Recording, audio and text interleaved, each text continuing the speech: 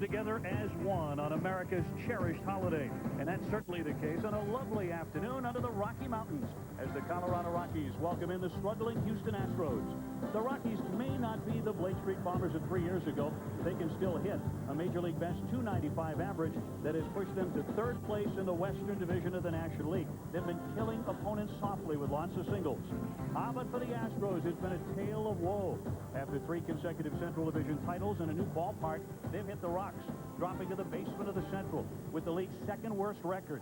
That ball can be pinned on a pitching staff in lots of trouble. The staff earned run average ranked near the bottom of the league. They've lost 13 out of 15 one-run games. Last year's 20-game winner Jose Lima has been a disaster. He is 1-7. Astros manager Larry Dierker says the whole staff is to blame. Billy hasn't been half of it. He's been certainly the end of it, but the start of it has been the starting pitching, and the middle of it has been the middle relief pitching, and the sum total is the pitching in general. You can't win any championships with the kind of pitching we've had, but the pitching we've had lately is probably good enough. Now, if we put that together with some good hitting and keep it going for a while and start chipping into the lead, then, you know, we've got time. Dave O'Brien along with Mike McFarland. Great to have you with us on this beautiful Memorial Day here in Colorado. What about the pitching staff of Larry Dierker? Mike, can he pull it together right here at the quarter pole? Well, I think they have to. Obviously, I think it starts with Billy Wagner. You have a trickle-down effect when your closer starts to struggle a little bit. I also believe that Enron Field, the pitchers are trying to be a little bit too fine, nitpicking here and there, and then having to come down the middle of the plate. And in that home run-friendly ballpark, Dave, you know what happened. 95 home runs have been hit in that park. Wagner really hit bad. He blew 5 consecutive saves at one point before racking one up yesterday against Atlanta. Now the Goodwrench starting lineup of the Houston Astros. Craig Biggio, the steady all-star, slumping a bit at the beginning of the season. He'll lead things off. Lance Berkman, the switch hitter, follows. You know you get big power out of Bagwell and Caminiti, but Richard Hidalgo has probably been the biggest surprise. He's leading the club with 16 home runs, recently tearing the cover off the ball, also tops on the club in runs batted in. Ward, young shortstop Julio Lugo getting a start today. Eusebio and the pitcher Octavio Dotel round out the 9 that Larry Dierker puts in there today. And there's the starter for the Colorado Rockies. He's their ace, Pedro Estacio. And Mike, he's won 6 in a row. He's been pitching very well. Even here at home, I think one of the problems that you have when you're a curveball pitcher with a good fastball is you try and force the ball to break in the Rocky Mountain High. But he has done a great job and really starting to pitch well. We saw him opening day, locked horns with Greg Maddux. First time I got to see Pedro, and I was really impressed. Very live arm.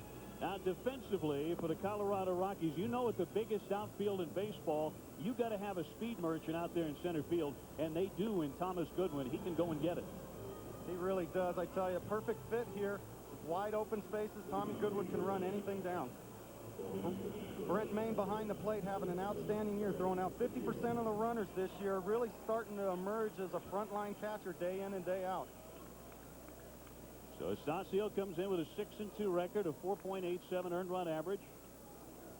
The Rockies have had 1 complete game pitch this season, and Estacio was the author of it in a game against these Astros on May 8th in Houston.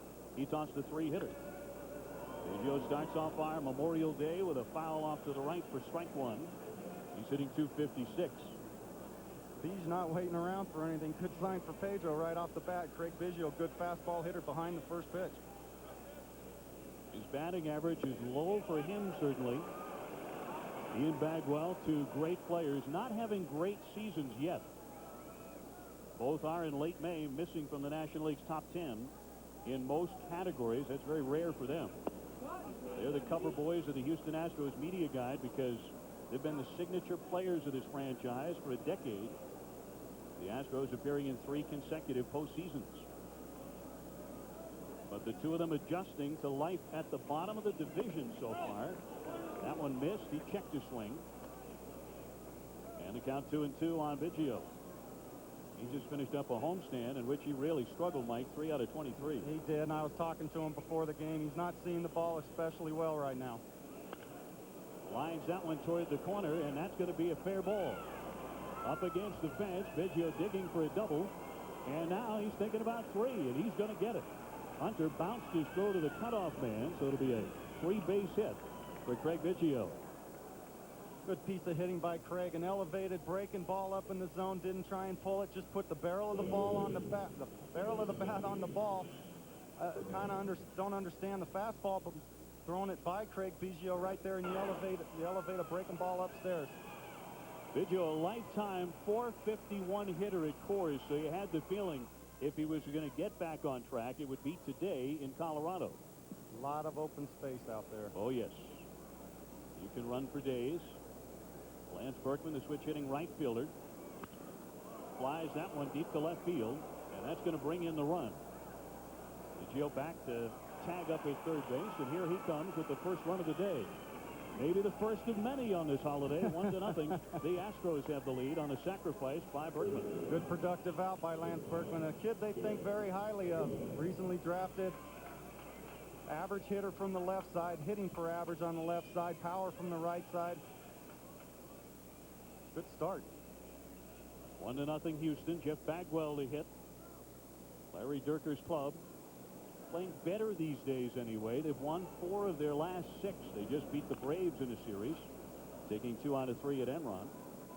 Anytime you can do that at your own ballpark or away, regardless against the Braves, pretty good sign things are turning around. You get a look at Bagwell's numbers. They're certainly not what he's used to. In the past, he has at times been a very quick starter.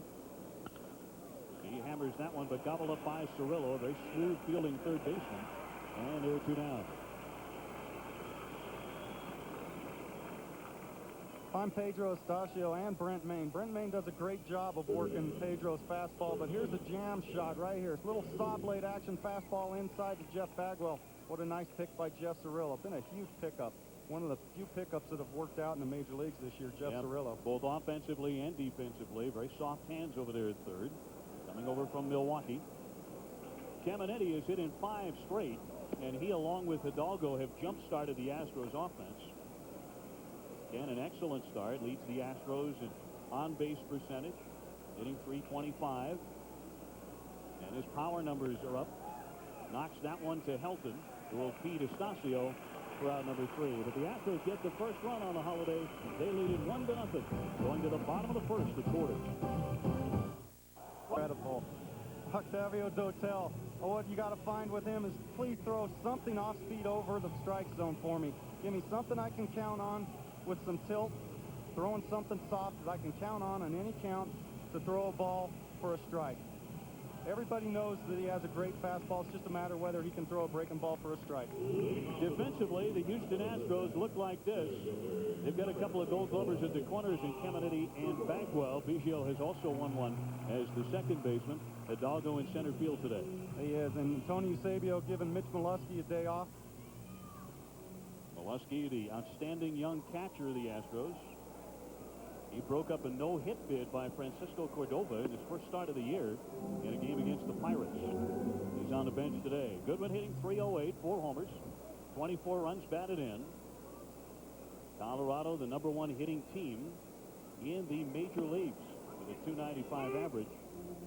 Goodwin, 31 years old, and now plays in the biggest outfield in baseball. He has been driven in a lot by that man, Todd Helton. Top of the order, doing very good work for the Rocky club. 2 balls and 1 strike on Goodwin. The other day he had reached in 7 consecutive plate appearances before striking out, so he's doing his job. Goody's a very streaky hitter, and the hard thing that he's having a tough time with right now is when to steal a base on this ball club. Went right through it. 2-2. Dotel has what you call easy gas, free and easy arm, and the ball just explodes out of his hand. Has a little riding motion to it. That looked like 100. 6 feet, 175. He's 24 years old, out of the Dominican Republic. Acquired along with Roger Cedeno from the Mets in that December Mike Hampton-Derek Bell trade. Flying toward the alley. Berkman will cut it off. But a good start for Goodwin in Colorado. A base hit to start it here in the first. They'll send up Mike Lansing. Great at-bat by Tommy Goodwin. 2 strikes on him, just looking to put the barrel on the ball again. Shortens up his swing, cuts it off, but again, finds an alley. No substitute for speed. Let's see what Goody can do now. I love watching those guys run because I could never do it, Dave. Yeah, you always love to see people of artistic ability who can do things that you have no clue how they do it. But somehow they do it. Goodwin getting his lead. Bagwell holding him. Mike Lansing having a solid year, 281 with 7 home runs. He's hit safely in 15 out of his last 17, so he's been pretty hot. He has been, and had a great day yesterday, but has the ability, again, just like Jeff Cirillo, to put the barrel on the ball and spray it around this spacious outfield. 3 hits, a home run yesterday. Lansing played in only 35 games all of 1999 because of a bad back. He underwent major surgery. And while he was still rehabbing, he and his wife Kathleen were mugged in Florida right before Christmas. Frightening situation where they were robbed of about 25 to 30,000 in cash and jewels. He breaks his bat on a double play grounder, and Biggio with the turn, 6 to 4 to 3. So Lansing gets sawed off into a twin killing, and there are 2 down. Hot day, cold day, I don't care. That still doesn't feel good on the knuckles. Good riding fastball by Octavio Dotel. The action on there, Cirillo just gets caught a little bit deep. Mike Lansing did on that ball. Ball beat him. Nice pitch. The Astros lead it 1-0. Jeff Cirillo on the way up. The Rockies' third baseman at 321. 3 homers and 31 runs batted in. You mentioned what a fine pickup he has been, and in the sunshine, well, he's right up there with Helton, the on-deck hitter. He's batting almost 400 in day games. The Rockies have been playing a lot of them lately and winning their share. The top hitter in baseball in the on-deck area, the lefty Todd Helton, who has been absolutely sensational. Here at Coors Field, hitting almost 500. And a .415 average at the start of play today. Bases empty, 2 gone, first inning at Coors Field. The 0-1 from Dotel, and he lost the bat on the swing and a miss, and it flies into the seats. And a scramble for it, but everybody got out of the way. That's the good news. And a kid with a broken arm gets the bat. Go figure. Need to re-lube on the pine tar. Put a little more rosin. Sweaty days like this, Dave, it tends to happen an awful lot more. Well, Jeff Cirillo would like that bat back. I'm sure he'll give the youngster another one to choose from, as is always the case. So a little trade-off going here, but Cirillo is a man known to be fond of his bats in an unusual way. When he gets in a long slump, he has been known to sleep with his bats. Anything and everything, including splinters, to get the job done. So the young man came to the park with a broken arm. He's healing up, and he leaves with a big league bat. Feeling a lot better right now. Yeah, not bad.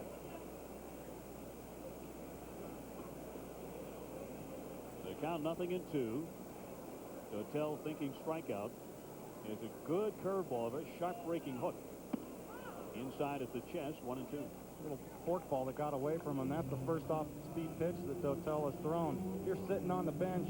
Todd Helton's got to be thinking, next time I get up there, he's thrown 99% fastballs. Look for Helton to jump on the first straight thing he sees. He hasn't missed many fastballs this season. No, he has not. I think he's missed 3 the entire year. Nobody on base. Beautiful sunshiny day here in Colorado. I don't know, Mike, did you play with guys like Cirillo in your career who could identify every time they see a particular pitcher, every at-bat, every pitch he ever threw to get him out? He has it cataloged in his mind. He has one of those photographic memories.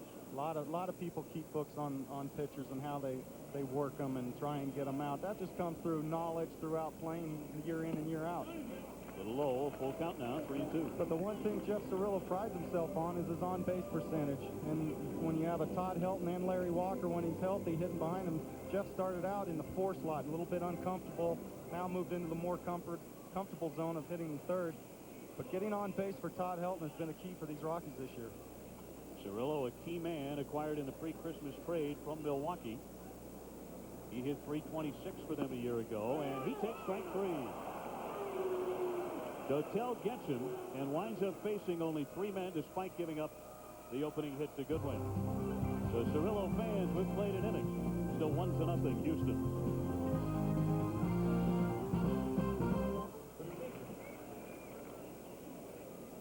Richard Hidalgo took a strike on the inside corner, so underway in the second inning, 1-0. The Astros got on the board first, and that one driven over third for fair ball. Hidalgo thinking about an extra base hit. He's digging for two, and Bragg's throw back to the infield allows Hidalgo the two baggers. So the first two hits by the Astros today, a triple by Biggio and now double by Richard Hidalgo, just tearing the cover off the ball lately. Why is Richard Hidalgo having such a great year? Watch the balance through the zone on a breaking ball. Not a bad pitch by Astros. Kept his hands back, kept his body over the ball, allowing the barrel of the bat to get through the zone quickly. That's a nice looking swing. His last 8 games, he's hit 5 home runs. He's put the Astros on his shoulders along with Ken Caminiti. Darrell Ward, the left fielder and the left-hand hitter, big guy. He's 6'2", 230 pounds, and he's dropped a little weight. He enrolled at the Duke University Weight Loss Clinic before spring training in 1998 to improve his conditioning, and it worked. But this guy can hit the ball a ton. He's hit 10 home runs to date and may have more power than Caminiti or Bagwell or Hidalgo or anybody on this Astro roster. Well, they say he hits just some unbelievable tape measure shots during batting practice. Good idea about how to use the lower half of his body driving the ball. What he needs to do here is have a productive out. Get the ball over to the right side somehow. Get Hidalgo to third base. Astros last season allowed 38 home runs. That was the most in the National League. Slide, but not deep enough to brag. The catch made, and Hidalgo will hold at second base. 1 man out.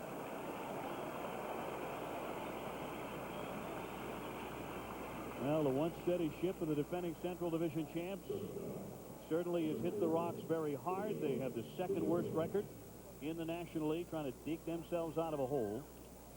And cozy new Enron Field gets plenty of the blame, but Houston has been poor on the road, 9-15 outside of Houston. They have been, but I think it goes back to Enron Field with the pitchers maybe pressing a little bit too much, trying to be a little too fine, getting behind hitters, and then having to elevate. Young Julio Lugo goes after the first pitch. A nice slide and stab by Cirillo. The runner holds, and they're 2 down. We talked about Jeff Cirillo and his hands, the ability to have that ball find the mitt. Great play on a tough hop. Kept his head down, centered it in the mitt with a strong throw, kept the runner at second base. Saving a run easily. You know, he hasn't won a Gold Glove, but he's always in the running. He always gets plenty of votes, and maybe one day he will. A little bit larger market here than Milwaukee. Yep. Well, they're going to put on Eusebio. He'll be intentionally passed so they can pitch to Octavio Dotel, who for the year is 1 out of 15. That'll put runners at first and second with 2 down. Got a little interesting ploy here. It wouldn't be a bad idea. Tony Eusebio not playing on a regular basis. Could be a good time to go at him and have the pitcher leading off the next inning, but obviously Buddy Bell chose otherwise. Astros, as mentioned, pitched his best game of the year to defeat this Astro club back on May 8th. That was at Enron Field. Wasn't much of a launching pad that day. A 3-hitter. Beat him 3-1, and he struck out 10. Astros, in just 2.5 seasons, the Rockies' all-time wins and strikeouts leader. Won 6 in a row after winning 17 last year. That's the most any Rocky starter has ever posted. I was talking to Brent Main about him. He had always didn't know him that well, but now catching him, says he's a horse, he's a gamer, a guy that wants the ball. Facing Dotel, the pitcher. Waves weakly at the first one for strike 1. I tell you, well, I think Octavio was sitting on the bench saying, I'm hitting the first straight thing I see. He didn't see the wrinkle in that ball. No, that's not fair to come after him with a soft breaking pitch like that. Oh, I'm sure he's saying, I remember that. I'll snap something off to you as well. Yeah, guess what, Pedro? You've got a hit today, too. Another bender in there for a strike. Not real comfortable. Those knees are shaking a little bit. Especially when you know that your opponent also throws about 93 with a lively fastball. Yeah, a fastball that can ride in on your knuckles makes things real interesting trying to grip the ball. 2 on, 2 out for the Astros, and that's the inning. He saw nothing but breaking balls. 3 consecutive hooks to get him. 2 men left. Go to the bottom of the second. The Astros have the Rockies by a run. This one not yet, just a matter of time. But back on May 9th at Enron Field, the new home run haven, Todd Helton went hog wild against the Houston staff. He found Little Enron Field much to his liking as he belted not 1, but 2 tape measure shots. Thing you should notice are both those balls are about 5 to waist high. Todd Helton does not miss those. You think of most left-handed hitters as low ball hitters, but not in Enron Field. It doesn't matter. But again, Todd Helton staying on top and driving those balls. Having a remarkable season so far, and among players with at least 50 at-bats in a month, only 2 players in the 90s batted 500 or higher in 1 month. Robbie Alomar did it in September of 97. Larry Walker did it in September of 1998. He hit 528. Todd Helton 507 from A. That doesn't count guys like 1 for 2, 2 for 4. no, okay. Certainly doesn't. Okay. You know, Jim Rice did it once too in September of 1985. It was only done once in the 1980s. Did 525 in September. There's the drive. First straight thing he sees. First pitch, he looks at and kisses it goodbye. It's into the forest.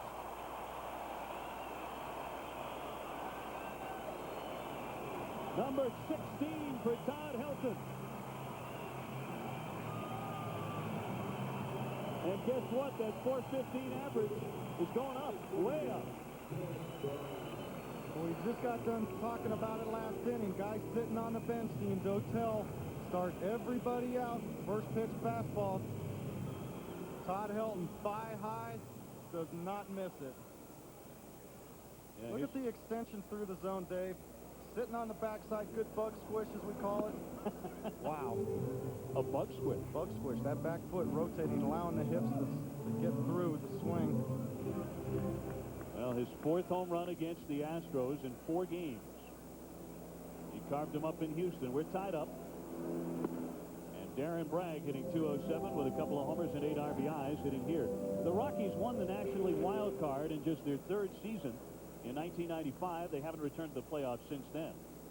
Last year, a 72-90 record. Since their inception in 93, Colorado has smashed 200 homers in a season 4 times. They don't figure to come close with this team, though. Vinny Castilla and Dante Bichette no longer here. That one raked to the corner. Ward on the run. Can't get it off his glove. Bragg heading into second base. They'll stay right there. We talked about it, how much ground there is to cover, not just in the gaps or dead center, but down the lines, too. Well, Darrell Ward had a decent jump on that ball. Just seemed to carry and carry and carry, as many balls do here. Gets the mitt, almost overruns it. It looks like he did overrun it. Hits on the heel. Heel of his mitt. Again, tough to judge sometimes when you're not comfortable in a new ballpark. Hard to have good depth perception in a place where the ball seems to carry and just hang. It's a double. Brian Hunter steps in.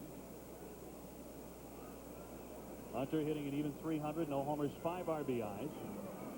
Getting a start in right today, and he bluffs a punt. Ball 1.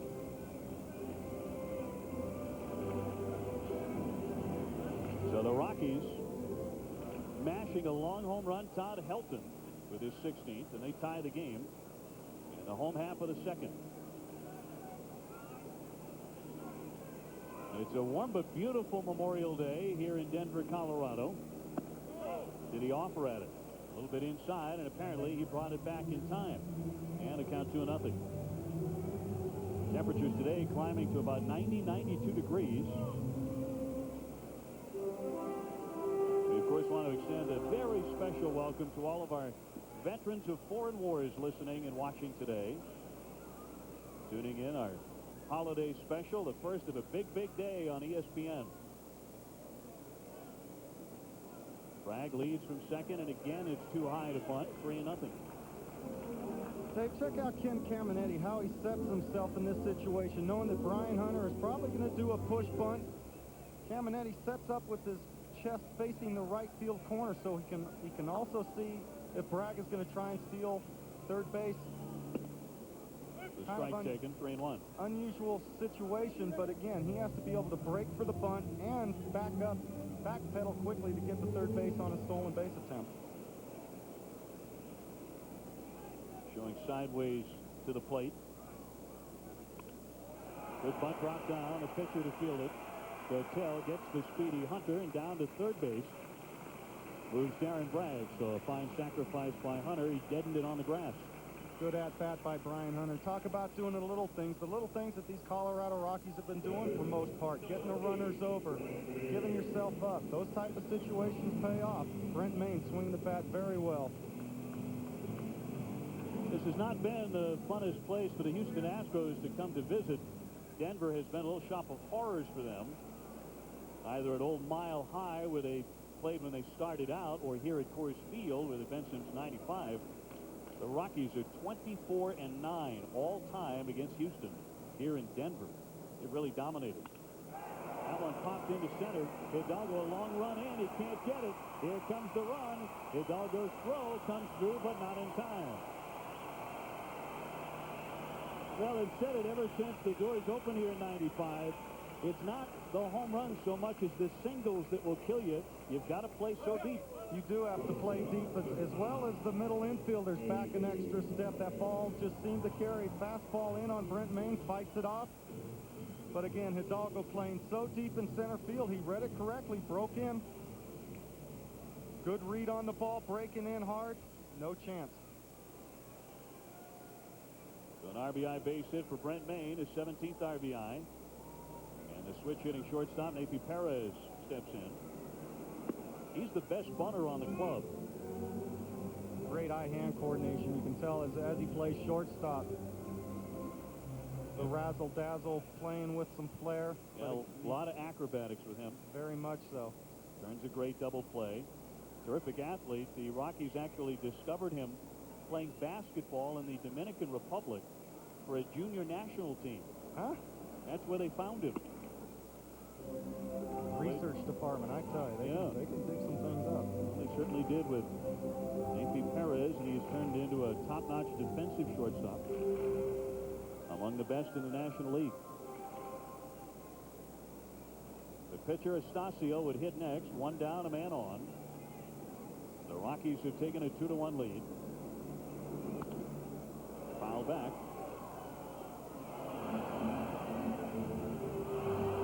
Booth over, Dave. I needed that one. See, I was going to get out on the catwalk and show off some of my own nimble feet there, Mike, but I'm afraid of heights, and I wasn't sure if you'd be quick enough to save me, so I'm sitting right here.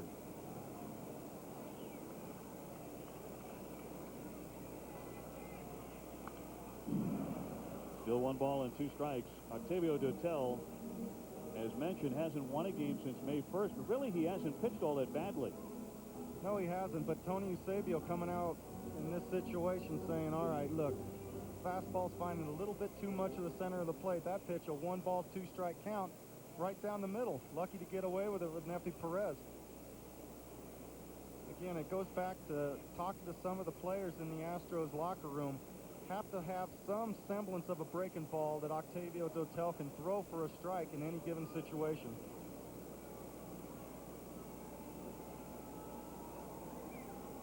The 1-2. Looped into left center field. Hidalgo can't reach this one either. It's the 4th hit in the inning for the Colorado Rockies, and they have him on at first and second. Dotel has been inconsistent coming into this start. Larry Dierker says he still has excellent stuff, and he compares him to a very famous right-hander by the name of Pedro. He reminds me a little of Pedro Martinez. He's not very tall. He is a kind of a drop-and-drive type pitcher with a very low release point. His fastball climbs. He gets a lot of pop-ups and foul back and strikeouts and short fly balls when he's throwing well. How about you, Mike? Does he remind you at all of Pedro Martinez? Well, he is a little bit of a slinger. He is a drop-and-drive kind of guy. His fastball does have that rising action, but Pedro has the Bugs Bunny changeup, as we like to call it, one that you could swing at 3 times before it gets to home plate, and the ability to throw the breaking ball behind in the count for a strike. I think that's the only key that Octavio really needs to get up among the upper echelon of pitchers. On the topic of Pedros, here's Estacio, a 0.94 average. He bluffed the bunt, took ball one. Runners at first and second, one away. Let's take a look at his motion to the plate. Notice the drop and drive. Look at the arm angle. Kind of a whip. Not really an over-the-top kind of guy, but a guy we call a slinger. And that's how he gets that rise on a four-seam fastball, ripping it across and letting the ball plane on him, coming at 95 miles an hour. Hit weakly. Biggio with it. One play to first base, and there are two down, but the runners move up. It had the exact same effect as a sacrifice bunt. Yeah, but why not get the bunt down so you save your own 94 average? Hey, you know, when we were talking about Dotel's motion, I don't know if you noticed it. And while we're comparing him to all-time greats, let's compare him to Michael Jordan. See the tongue out there? I thought you were going to go to the telestrator and kind of highlight that. No, I'm still kind of trying to figure this telestrator out. It's kind of like a kid in a candy store. I'll start drawing all over it. Mikey's got a new toy. That's right. Two down, second and third. Been a long inning for Dotel. He's facing his seventh hitter of this inning, and Tom Goodwin, who's already gotten him for a base hit. Goodwin 1 for 1. Tom Goodwin has stolen more bases in the last 5 years than anybody in the big leagues. And sometimes not playing every day. With his speed getting out of the left side of that box, he can get up that line in a hurry. He can. Reminds me a lot of Willie Wilson with the Kansas City Royals. The ability to beat the ball on the ground and go. Really want Tommy Goodwin to do anything he can to set the table for those sluggers.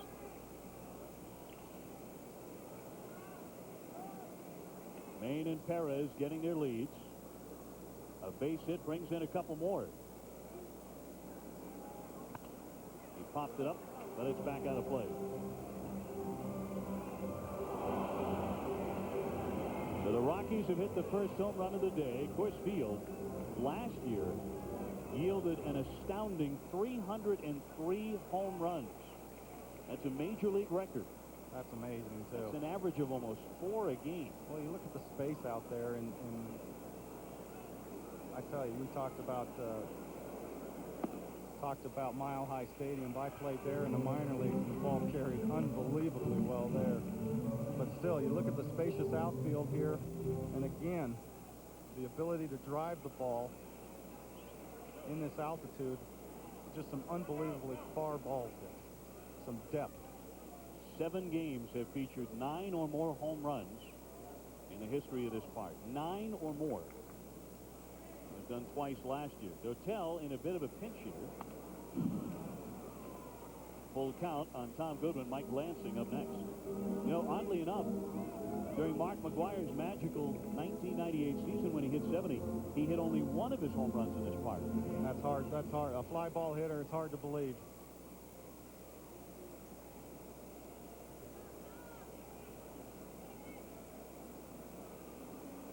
Second and third occupied. And a full count pitch to Goodwin. He hit it sharply, but there's Bagwell to glove it. Out number 3. Todd Hilton got the Rockies started with a gargantuan home run. Out there into the forest in right center. And the Rockies lead it 2-1. Vamos, díganme, ¿qué me perdí? Carlos Delgado metió 2 carreras. Yo cogí esta. Y todos salimos a la pantalla gigante. ¿Algo más? Sí, mis nachos. And the top of the order for the Astros, Biggio. And then Berkman and Bagwell. So Mr. Berkman in there, a new version of the Killer Bees. Fits right in. Derek Bell no longer a part of this club, but he's tearing the cover off the ball for the New York Mets. Been a lot of talk about what Bell and the loss of Carl Everett. Now the Red Sox enjoying a terrific season. And of course, Mike Hampton, who's really come around, the former ace of the Astros, now at the New York Mets, what their loss has meant to this Houston team and their slow start. I talked to a bunch of the guys downstairs about that, and they said, yes, they were key ingredients, Mike Hampton especially, having the year Jose Lima had last year, and Mike Hampton, 2 20-game winners, essentially. That's a big loss for you, but someone has to step up and fill that void. There's Lima, 1-7. He's allowed 20 home runs. Biggio's first time up, he tripled and came in to score. Despite a career-high 16-game hitting streak back in April, Biggio's first 2 months have been below average for him. He set very high standards, of course, though, averaging 126 runs the last 5 years, 50 or more doubles the last 2 seasons. He checked his swing. He did. They appealed to Brian Honora, the first base ump, and he agreed. That's ball 4. Let's take a look at that trade. We talked about Hampton. Here are the numbers. As Everett and Bell went elsewhere, and of course so did Hampton with the Mets. And look at Dotel 1 and 3, Hampton 6 and 4. Cedeno now hurt. He is on the disabled list. He's doing all right, but Bell is doing a lot more than all right. He is, and he's having an exceptional year. Borderline Gold Glove, if that could come out of your mouth. Having a great season on defense. It sharply through the hole. Berkman with a base hit.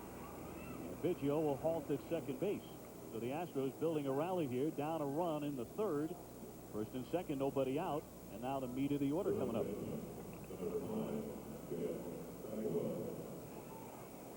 Here's Buddy Bell, the manager of the Rockies. What a great defensive third baseman he was in his day. 6 Gold Gloves. Well, they're building the team the way he wants it. A team that's going to hustle, going to go to war each and every day. Solid defensively, gap-to-gap hitters. Fundamentally sound. Buddy a little different than a lot of managers. He throws batting practice, and every day he grabs a bat and goes out to the infield with Todd Helton and just hits rockets at Helton's feet from about 20 feet away. There's a rocket, pulled to left field.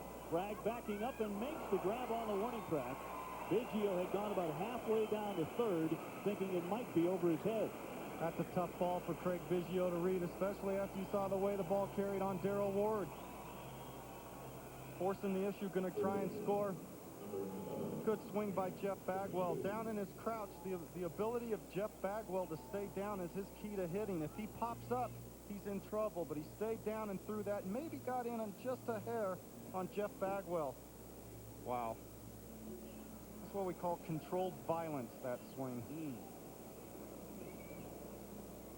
Bragg with the catch, so a big out. Here's Caminiti. 0 for 1 with a ground out. And speaking of controlled violence, as that one is deflected in front of the plate by Maine. Ken Caminiti's your man. Look at that scowl. 13 homers at .325 average. And if Caminiti can remain healthy, boy, look at the numbers he's put up already. Having a good year. I again talked to him earlier in the game. Great stop by Brent Maine on a breaking ball down in the dirt. Pedro Estacio starting to throw the breaking ball, putting it in the zone where he wants to.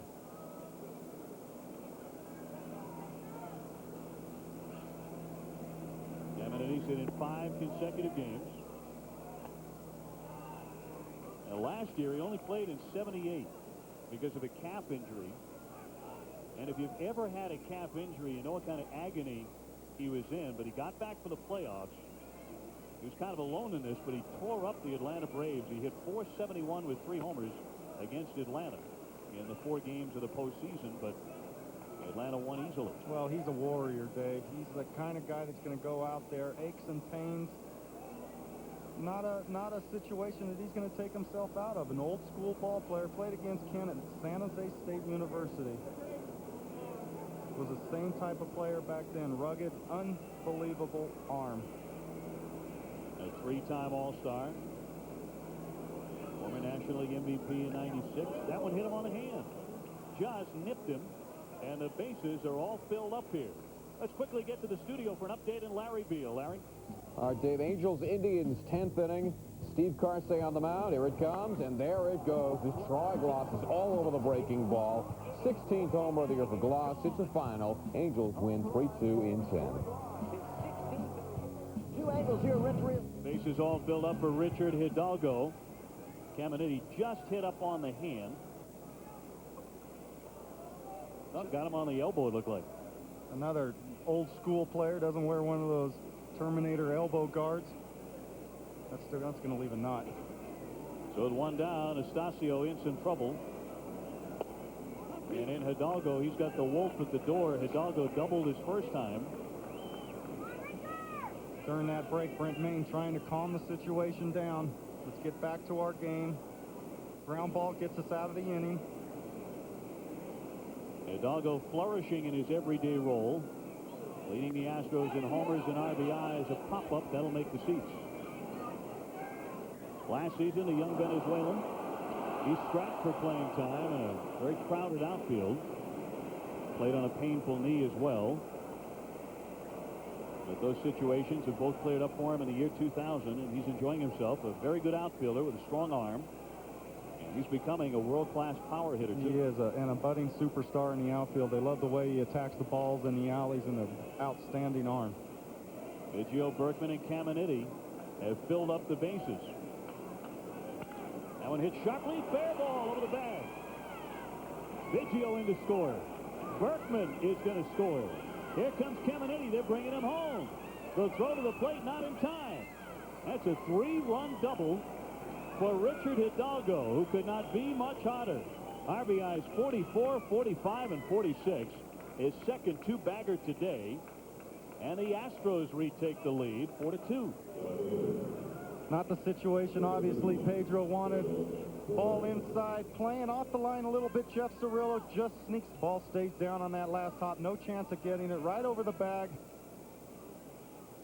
Ken Caminiti scoring, standing up. Houston Astros starting to swing the bats really well, Dave. We talked about it earlier. Starting to get the clutch hits that they haven't been getting early on in the season. It's just a matter of if Dotel can go out. Big inning for him next inning. Put 3 runs on the board. They're not done yet.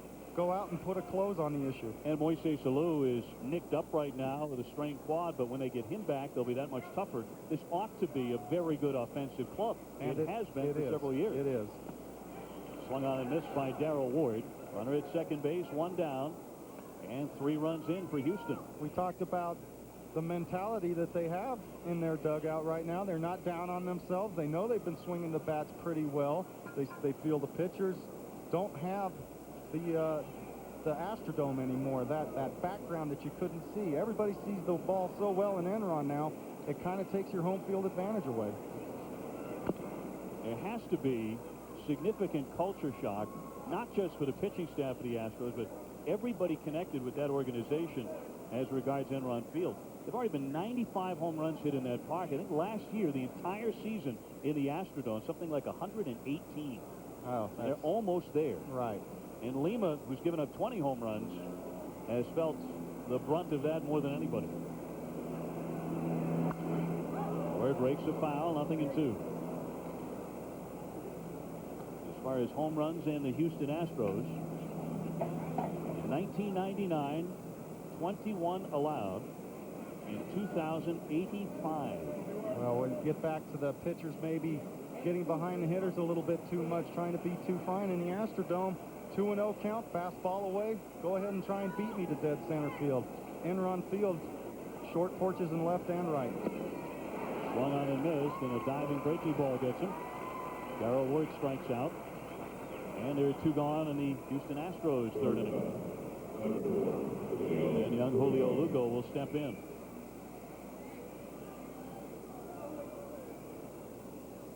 They brought Lugo up, trying to get a good look at him. Had a terrific spring for him.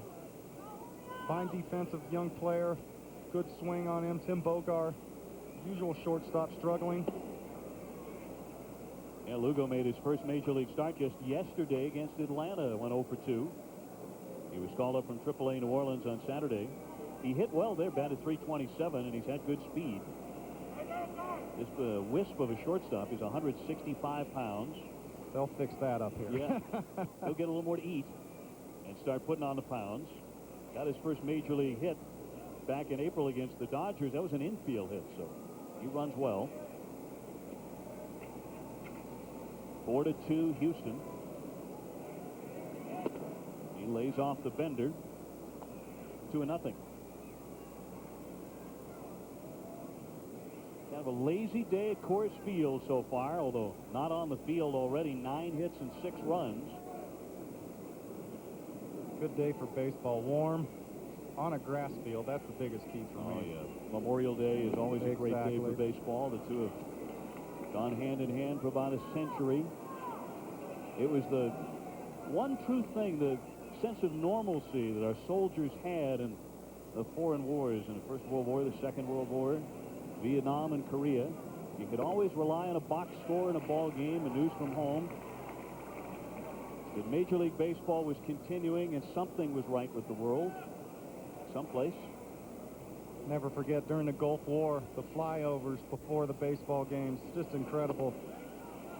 Get your heart racing. Indeed. Ball 4 to Julio Lugo. And a long inning for Estacio. He has faced 7 hitters.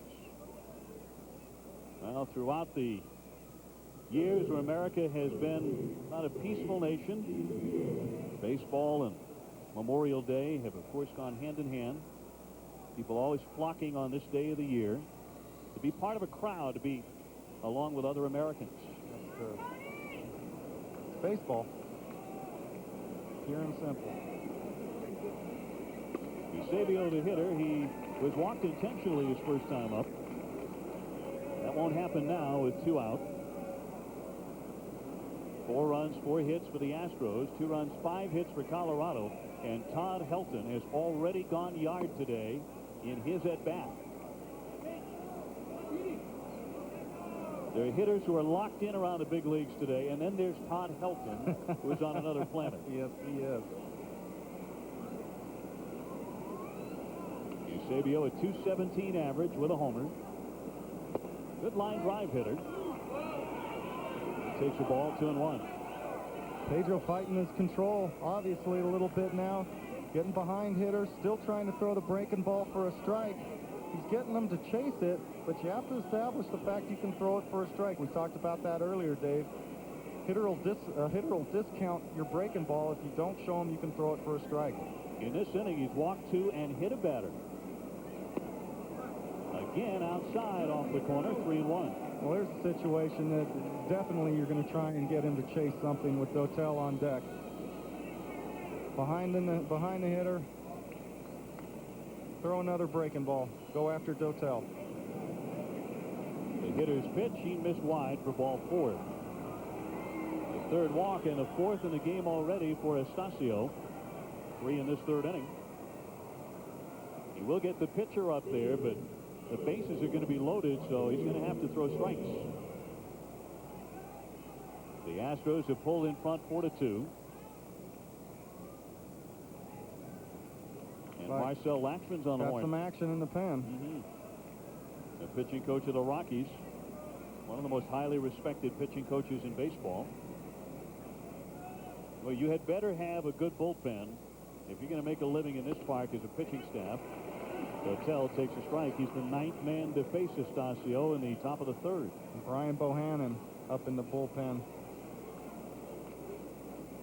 Recently in the starting rotation.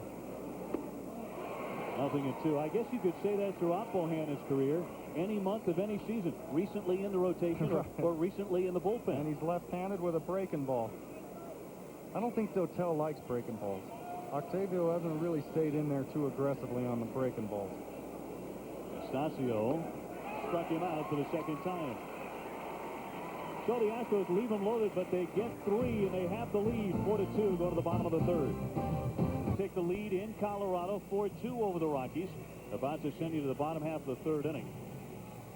Between innings, a special salute to America's fallen heroes and our warriors overseas. At 3 o'clock today, the president calling for a national moment for the country to remember and never forget.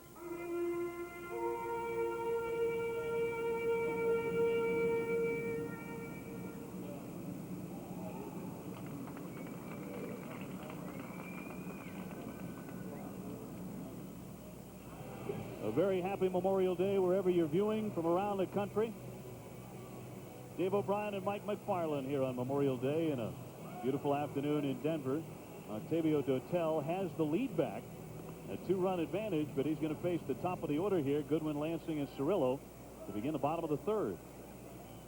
What a spectacular view. Since the gates opened at Coors Field in '95, over 19 million baseball fans have paid to see a game here.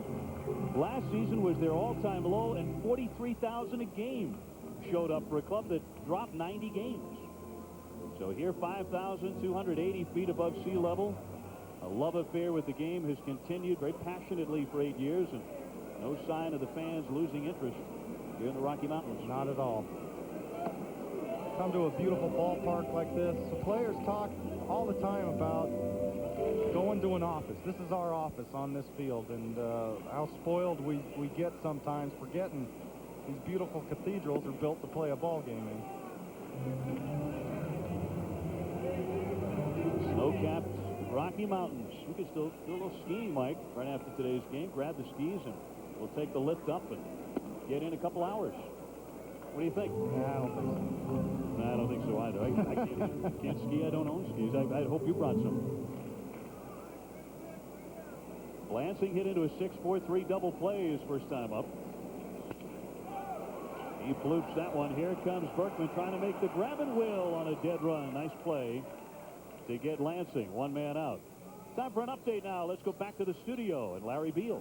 All right, Dave, Cards and Diamondbacks battle of first-place teams. Third inning, Edgar Renteria hitting under 100 with men in scoring position. This will help that average. Mike Matheny scores. Cards take a 1-0 lead. Mark McGuire, by the way, 0 for 1 with a walk. So Renteria with a base hit. Edgar Renteria, who won the World Series for the Florida Marlins in '97 with a single up the middle. Rich Donnelly, who is the Rockies' third base coach, was the third base coach that very moment. He was on Jim Leland's staff, and of course when Jim Leland came here to manage the Rockies, he came along with him. Now Rich Donnelly had the number at that time of 45. That's what he wore, but when he got here, DePoto had it, one of the relief pitchers for Colorado, and he said, well, wait a minute, I need another number. He called his wife. Mrs. Donnelly said, well, what's the greatest moment of your life? He said, well, October 26, 1997. That's the moment the Marlins won the series. He said, that's the number I'll take. I'll take 26. Said it made all the sense in the world. Goodbye me. Anything that puts a ring on your finger is going to be a real happy day in my book as well.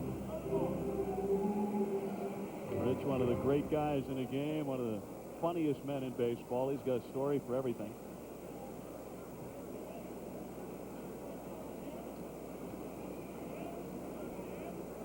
Cirillo 0 for 1, struck out looking in the first. It's not a real good feeling, that pitch coming up and in 95 miles an hour. They say that Dotel is effectively wild.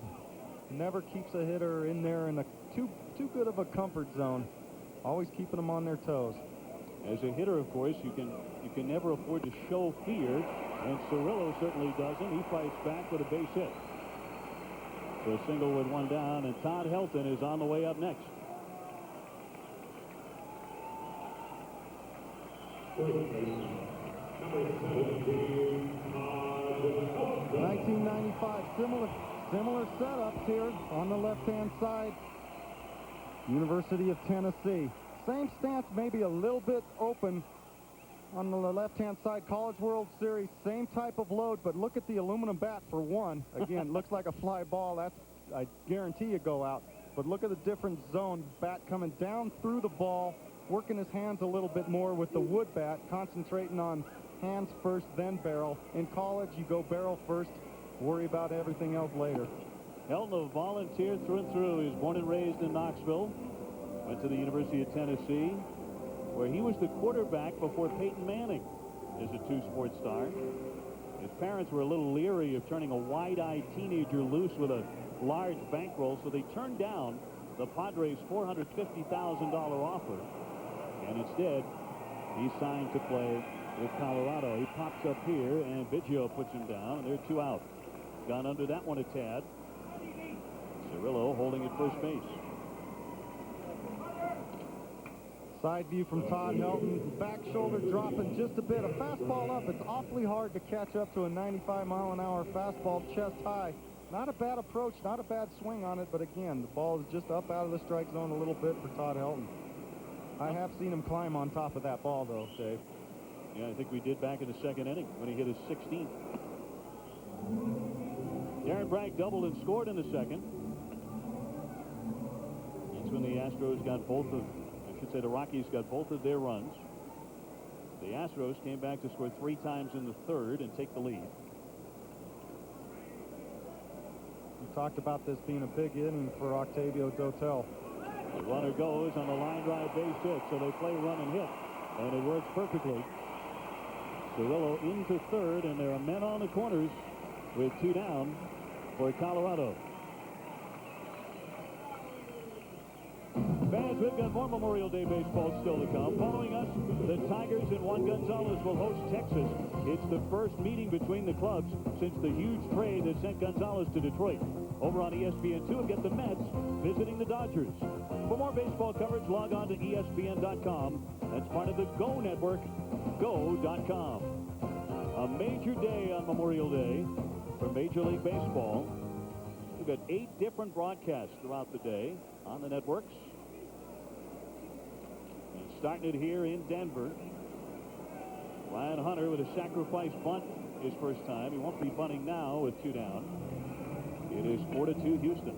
Back to Dotel. Team throws a 3 spot, a crooked number up on the board for you. Very important for Dotel to come out and get out of this inning unscathed.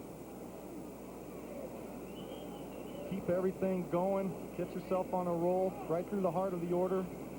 Give yourself a lift. Hunter at 300 hitter. High ball's a strike, 1-1. Dotel had a major moment last fall. Actually went 8-3 for the New York Mets, pitched pretty well. But he won Game 5 of the National League Championship Series against Atlanta. He came out of the bullpen and got the victory. Another strike, 1-2.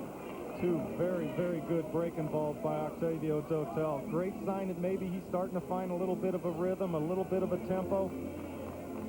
1-0 breaking ball, 1-1 breaking ball. Now Brian Hunter's in a little bit of a quandary. Do I look for the 95-mile-an-hour fastball or the nasty hook? Toss over to first base, but Bragg easily back in.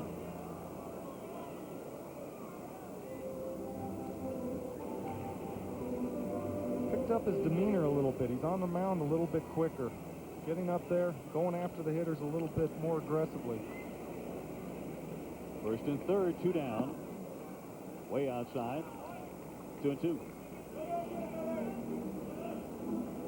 Brian Hunter, when he was over with Seattle, was known as a little bit of a hacker. Could get him to chase on a consistent basis, and when he was batting leadoff, something you don't want your leadoff batter to do. They've been working real hard on it, as he said, around the cage in batting practice in spring training, worked on it hard. Slices a foul. Cirillo at third base, Bragg at first, as Dotel tries to get out of this inning without a run being scored. He gave up 2 runs on 4 hits in the second inning. Colorado, however, leaving 2 men stranded. And a 2-2, the runner at first breaking, and it is just outside. So it'll be a stolen base for Bragg, not generating a throw. And now 2 men into scoring position. Pretty good jump by Darren Bragg. Tony Eusebio, pretty close pitch. Thought he'd stay there in position trying to get the strike 3 called. Unfortunately, it didn't work. The payoff pitch. Fastball misses. So 2 very close ones just off the corner. And ball 4 to load him up for Colorado with Brent Maine, the next hitter. Fastball away. Tried to get the 2-seamer to run back a little bit. Stays outside in the other batter's box. Good call. Ball 4. Wally Bell working the plate today. So Dotel facing a bases juice situation for Maine, who's driven in a run with a base hit already today. And it's strike 1 to Maine. Tony Eusebio got crossed up on that, and that's a fine job of catching that pitch. Call for a breaking ball and still have the ability, 1, to catch the ball with movement, 2, calling for a breaking ball and then keep it for a strike. Ow. That's a thumb job, Dave. That's one of those you're icing your thumbs tonight, unless you have those plastic protectors to save your thumb. But great job by Eusebio not to box that ball. Lucky it didn't go to the backstop. Exactly right. Box it, allow a run to score. A Rocky at every base. And it's fouled off by Maine. He's behind 0-2, so into the hole. Cirillo over there at third base. Bragg at second. And Hunter, who just walked, at first. Brent Maine, 375 with runners in scoring position. Oh, yeah, up and down this Rocky lineup. Tremendous numbers with men in scoring position. And it's a different kind of Colorado lineup than the Blake Street Bombers of Galarraga and Bichette and Castilla. It's a more athletic lineup. They're more concerned about on-base percentage. And putting the bat on the ball. You have your bangers, the guys that are going to hit the bombs, and then you got the guys that are going to set the tables, the Cirillos. Brent Maine's having one of those great years. Line drive hitters in this park are very effective. Right now, Larry Walker is hurt. He's still troubled by a bad elbow, although he has been starting to soft toss and starting to throw. And today, he actually got into the batting cage and tried to hit a little bit for the first time in a couple of weeks. The Rockies are saying probably 2 weeks for Walker, but if you ask Larry, he'll tell you more like a week. They'll say tomorrow, actually. Yeah. They got interleague play coming up. He's saying, activate me. I want a DH in the American League Park. The 1-2. Line for a single into right center field. Cirillo scores. Here comes Bragg. He scores. And the hit fest is on in Colorado. It's tied up 4-4. A 3 RBI day already for Brent Maine. Octavio Dotel has to locate something a little bit better than that. 1 ball, 2 strike count. Fastball up in the strike zone.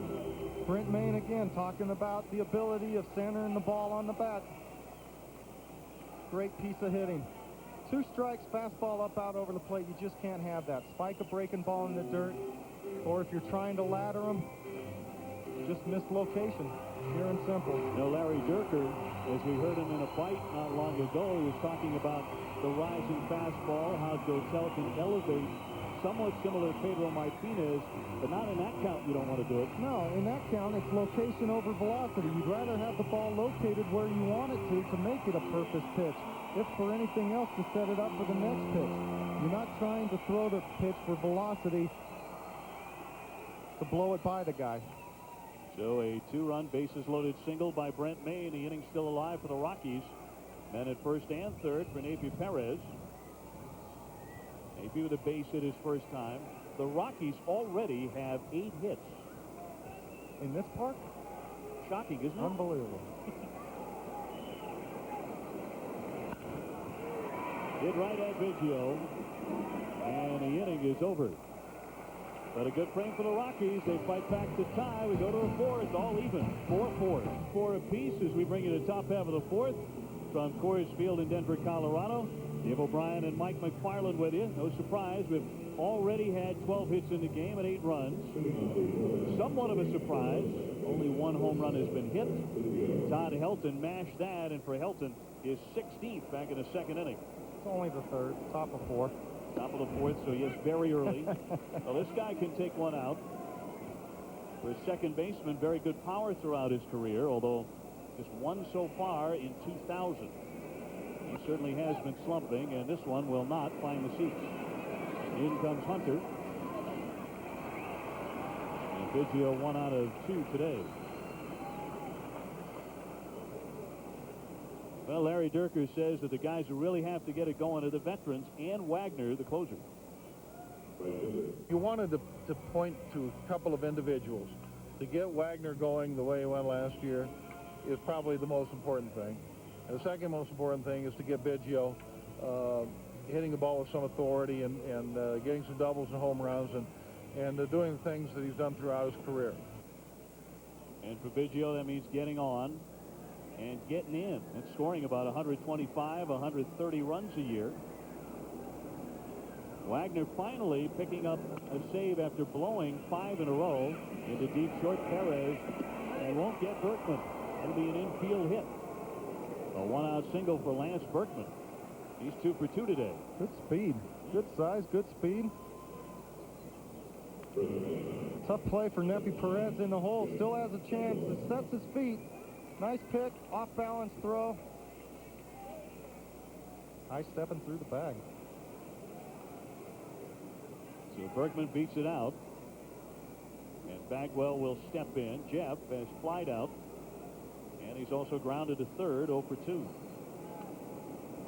And Billy Wagner had blown 5 consecutive saves before getting one yesterday against Atlanta to break that string. He's already blown twice as many saves as he did all of last year when he saved 39 games. Bagwell has had a fairly productive season. Not a great year, though. But at Enron Field, you have to believe with that swing of his, that uppercut, that one pops out of the glove of Maine. Berkman's going to advance, and he's going to get in there without a throw. That one popped right out, spit out like a watermelon seed. Ball took off on Pedro. Bryn Maine setting up outside. Fastball up and in. The explosive action on Astasio's pitch. One of those where it's almost like a cross-up, Dave. You get kind of in a situation where you're expecting it in one place and you get a little lackadaisical or complacent. Next thing you know, ball takes off, giving them a pass ball. The 2-0 pitch, too far inside. See, they're all wild pitches to me. To you, they are, of course. Yes, they are. Long-time big league catcher. You never allowed a pass ball, did you, Mike? Oh, they all threw it where I wasn't looking, sort of. Sort of, kind of, maybe. Yes. You know.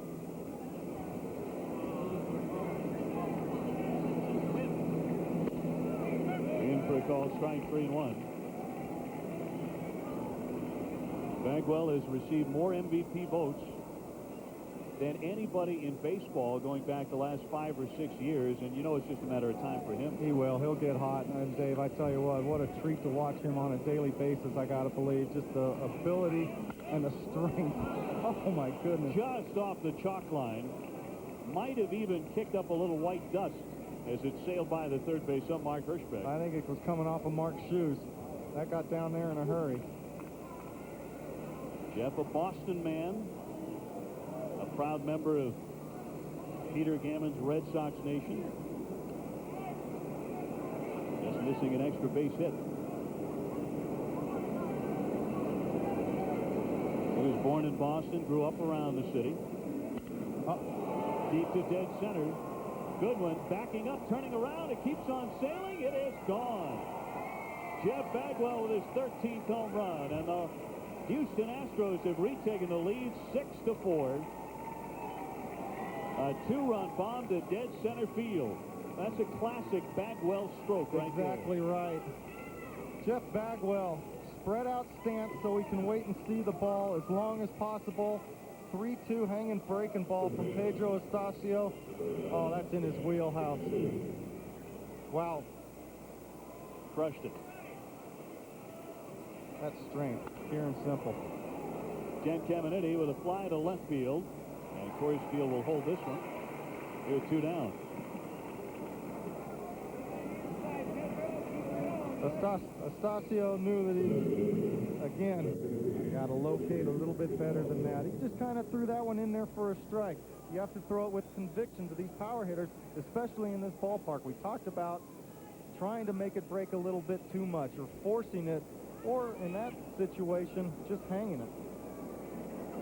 Throw it with conviction.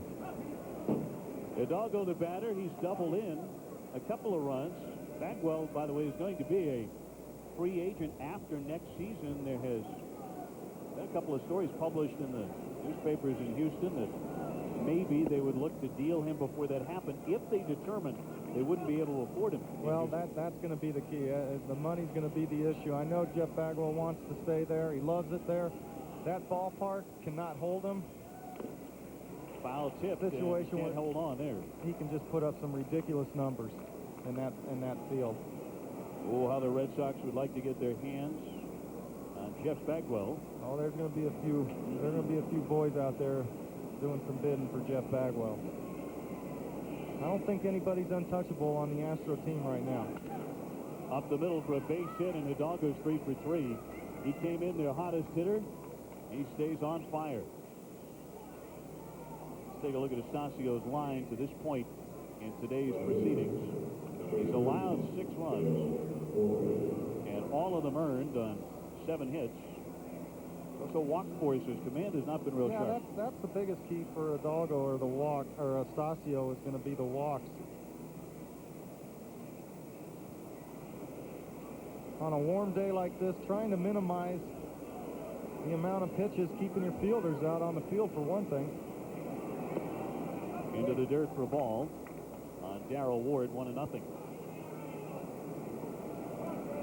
I mentioned that Bagwell grew up around the Boston area, and his grandmother, Alice Hare, can tell you everything you ever wanted to know about the Red Sox, from Pesky to Buckner. She cried the day that Jeff called to tell her that the Red Sox had traded him to Houston in 1990 for Larry Anderson. Bagwell admitted it was one of the saddest days of his life. And, of course, Probably for the Red Sox. A few years later, certainly that was the case when he turned into a bona fide slugger. And if Bagwell does wind up leaving Houston, the Red Sox would have to be a primary suitor, you'd think. Darrell Ward knocks a single into center field. Brian Bohannon getting hot in a hurry in the bullpen. Yes, indeed. He's been warming up for a while now. Astasio surrendering his 8th hit. Bagwell in the inning with a long 2-run homer, his 13th. So the Astros offense is really starting to cook now, as they've won 4 of their last 6, and Marcel Latchman will head for the hill. Out there trying to calm them down. On deck, Julio Lugo. Fans, this week, Wednesday Night Baseball starts in Cleveland as the Indians host a hot Mo Vaughn and the Anaheim Angels.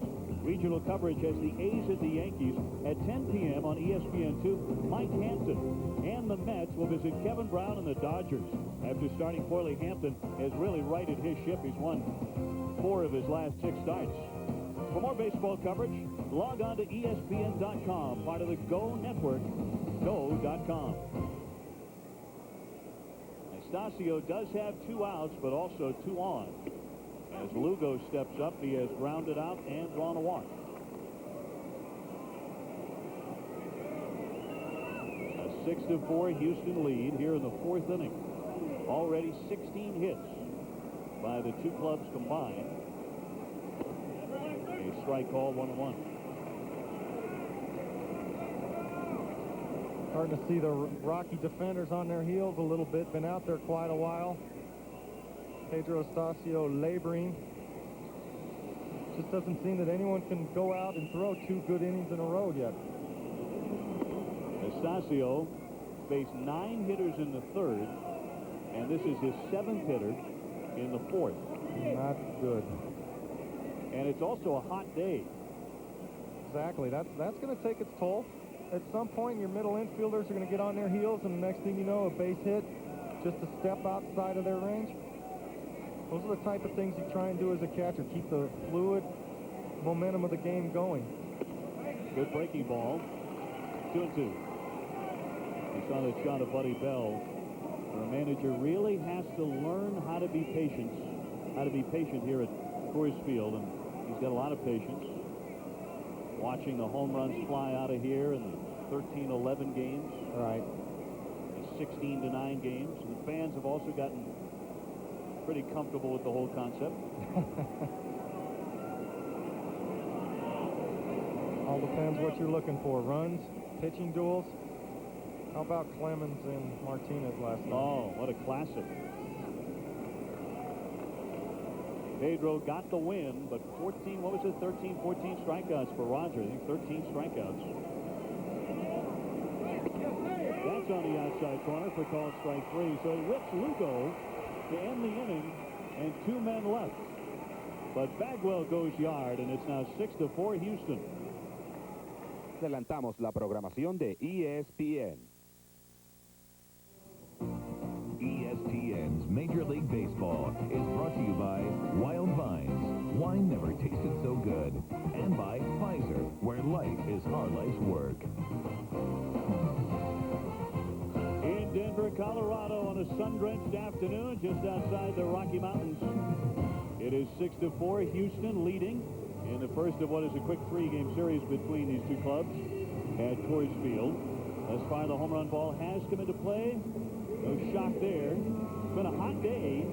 Temperature of 92 degrees, so you find any way you can to stay cool. Just dump that bucket of Gatorade or the water jug right on top of your head. Or go out in that fountain out there in center field. Yeah, take a dip. Get yourself a big jug of something. Remember, a couple times in Kansas City, fellow ESPN analyst Brian McRae, after a ball game on that AstroTurf, 150 degrees, would go jump in the fountains at Kauffman Stadium.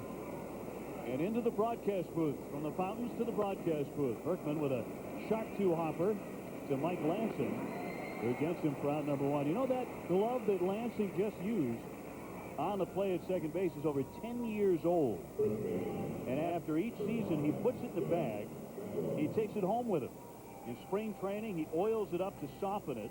He uses other gloves in practice and exhibition games, but when the games that really count start, that's the one he uses. And it's fascinating because it's a Bill Spires model glove. Well, right there you have probably its 14th different webbing. It's been repocketed a couple of times as Bagwell rolls out to shortstop. And there are 2 quick groundouts. Hey, It's Bill Spires. That's the guy that Mike Lansing's playing against today. You wonder if does that mean that Bill Spires uses a Mike Lansing model glove? no, but what it is, it's a fine in kangaroo court as soon as the boys in the dugout hear about it. Oh, is it? Oh, believe That's a that. finable offense, huh? Sure. First case right there, Lance Berkman. If he didn't have that glove of yours, I'd have a base hit. I think you're onto something there. Foul back by Caminiti. Astros coming out hacking this inning. 2 first pitch outs. Cammy swinging at the first pitch. A 4-3 and a 6-3. Caminiti hitless today, although he's been hit by a pitch on the arm. There's a drive. He hooked it. Is it going to stay fair? And the answer is yes, it's gone. Ken Caminiti spanks it, his 14th of the year. And the Astros add to their lead. Make it 7-4 Houston. Boy, did that ball get out in a hurry? Woo. 14th homer, 40th RBI. Elevation in the Rocky Mountain elevation is not a good combination. That's climbing on top of a 93-mile-an-hour fastball. Just inside the fair pole. In a hurry. And he still has a little bat speed left, doesn't he? He sure does. Talked to him earlier today around the batting cage, talking about his back, how it acted up on the consistent bases last year. Feeling a lot better now. Doing a lot of work for it. Richard Hidalgo takes a pitch high, 2-0.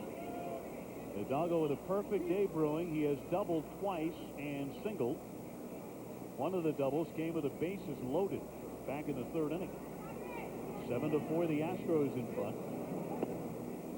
Low for a ball. 3-0.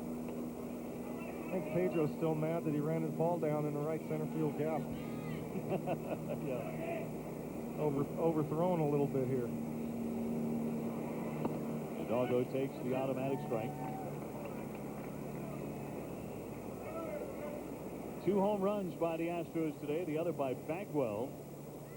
The straight center field. Out into the fountains. A little sliver, but foul. Now it's a full count, 3-2 on Richard Hidalgo.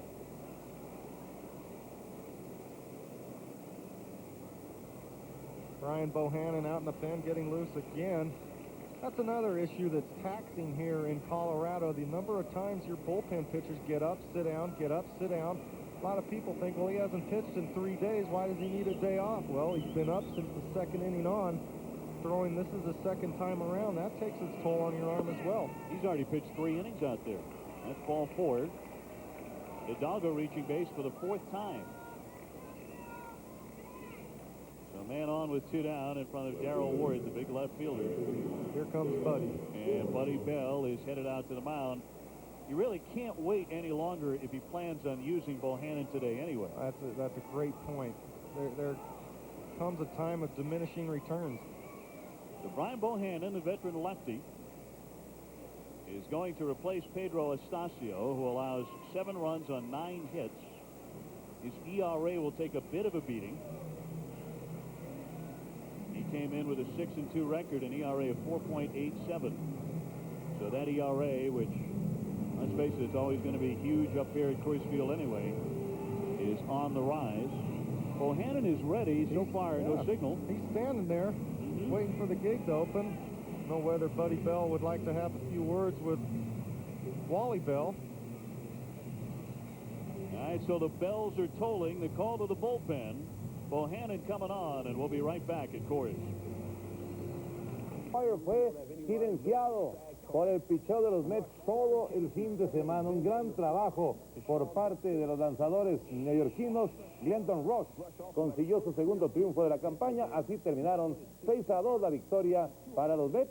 Y base Randy Velarde, el segunda base de Oakland. Hombres en primera y en segunda sin out. There's the tag. Runners coming home.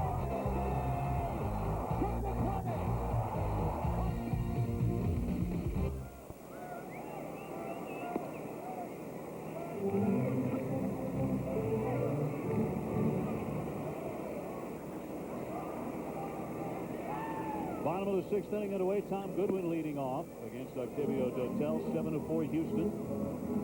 It's not as if Dotel has mystified the Colorado lineup today, allowing 10 hits and the 4 runs. He gave up the bomb to Helton.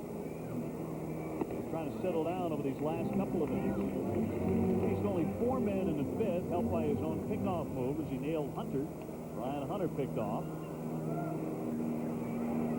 Goodwin with a single, a ground out and strikeout today. Certainly in a very patriotic mood on this Memorial Day because Tom Goodwin, a U.S. Olympian. At the Summer Games in 1988, he went to Seoul, Korea, and helped Team USA earn the gold medal at the Summer Games. Something he's very proud of, I know. Just wide for ball 4. Update time. Let's go to Larry Beal in the studio. All right, Bills and Giants. Philly had a 2-0 lead in the 7th, but Kurt Schilling unable to hold it. Unlucky here, Bill Miller. Look at this. Look out, everybody. Desi Relaford couldn't hold on. It's a double. It scores Crespo and Bernard, and the Giants put a 4 spot up and Chase Philling now with a 4-2 lead. Yeah, beautiful sunny day. Tell that to the outfield. The 3 guys involved in that play. That looked like it was choreographed. Wind, sun, pestilence. Yeah. What else they have? Another lovely day in San Francisco. Yeah, I mean, you have it all there. That's an absolute beautiful ballpark, though.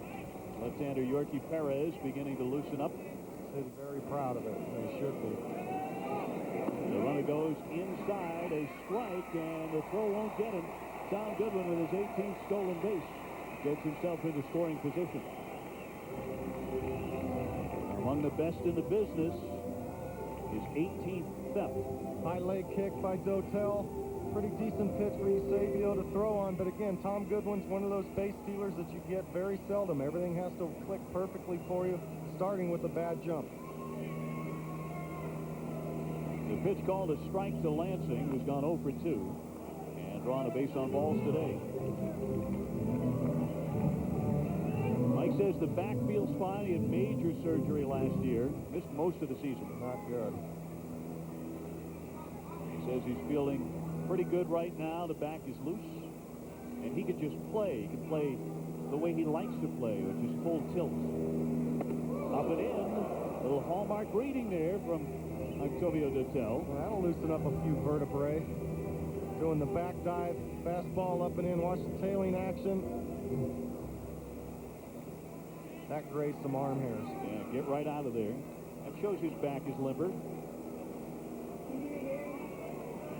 Get Cirillo next. And Todd Helton after him. Got a piece of it. Foul tipped it into Eusebio's mitt for strike 3. Tony Eusebio hanging on. A classic up and in, low and away approach. 0-2 count, fastball, high and tight, slurvy breaking ball, down and away, outside corner. Mike Lansing trying to protect. Caught out on the front side, good pitch. So Cirillo to bat with a man at second base and 1 down. The Rockies trailing by 3. Today a 1 for 3 afternoon with a base hit in the 3rd. The Rockies have 1 more hit than the Astros do. Did not hit him 10-9.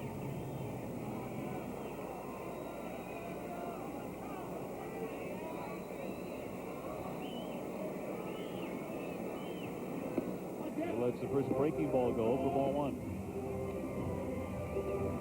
Now Dotel so far today has allowed just the 1 homer to Todd Helton. It was the 11th that he has surrendered this year. That's not in the same stratosphere as Jose Lima's 20. No, but again, we talked about him being effectively wild, and I think to a certain extent he's benefited from it. Again, not allowing the hitters to get too comfortable knowing he's going to be throwing consistent strikes.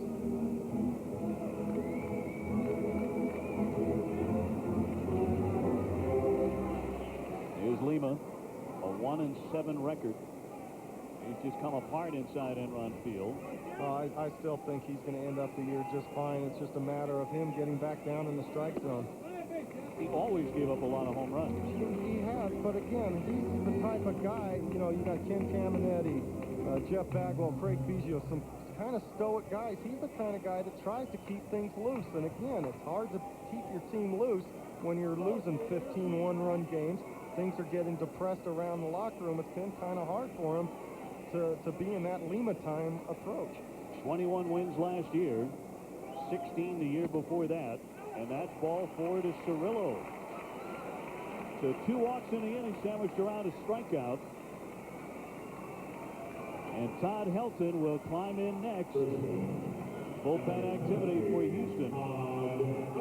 Zarsky and Perez are the right-hander and the left-hander, and well, Larry Durker is going to pay a mound visit, and he's going to the pen right now.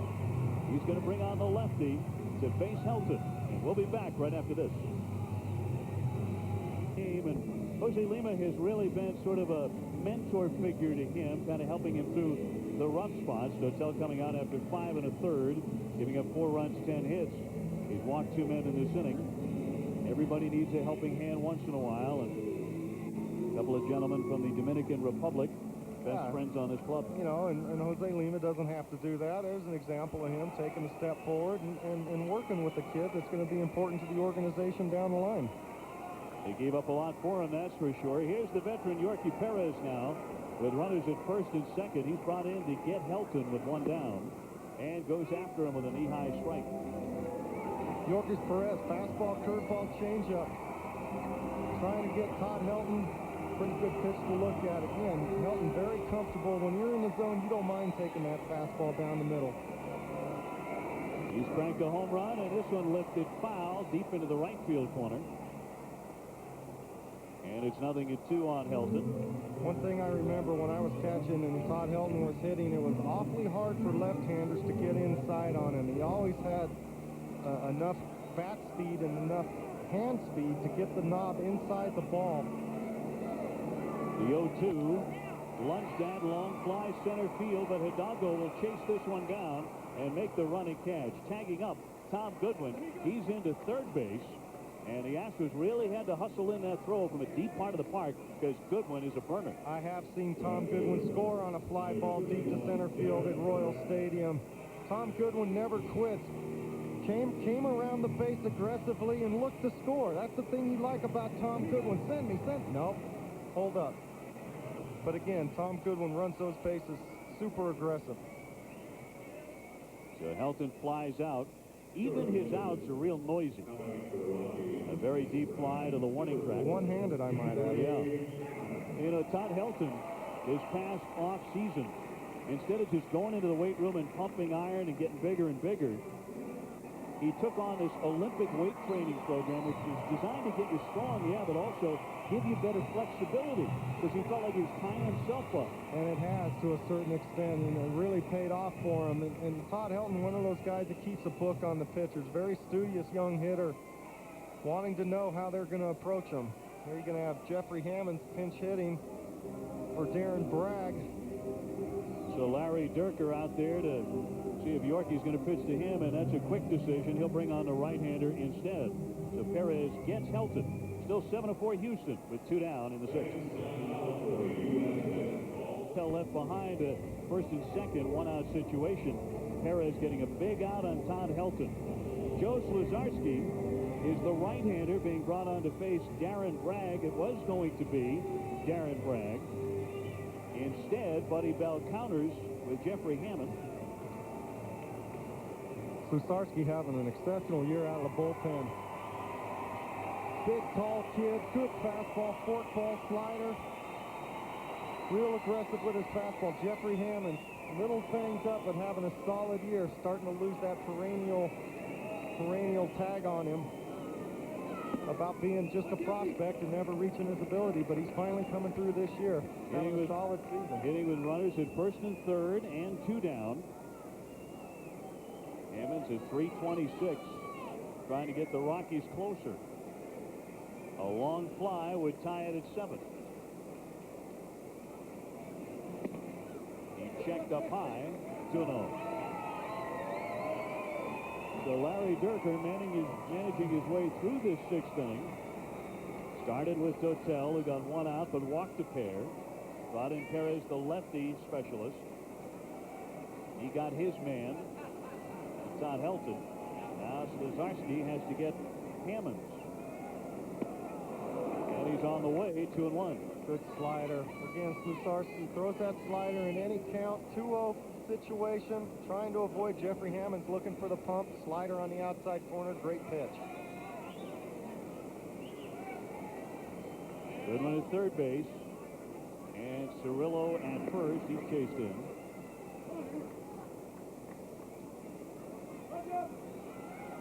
Seven runs on 9 hits for Houston. 4 runs, 10 hits for the Rockies.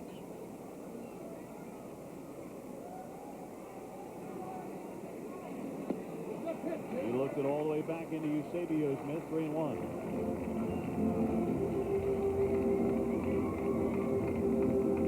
Hammonds a Stanford man in 1992.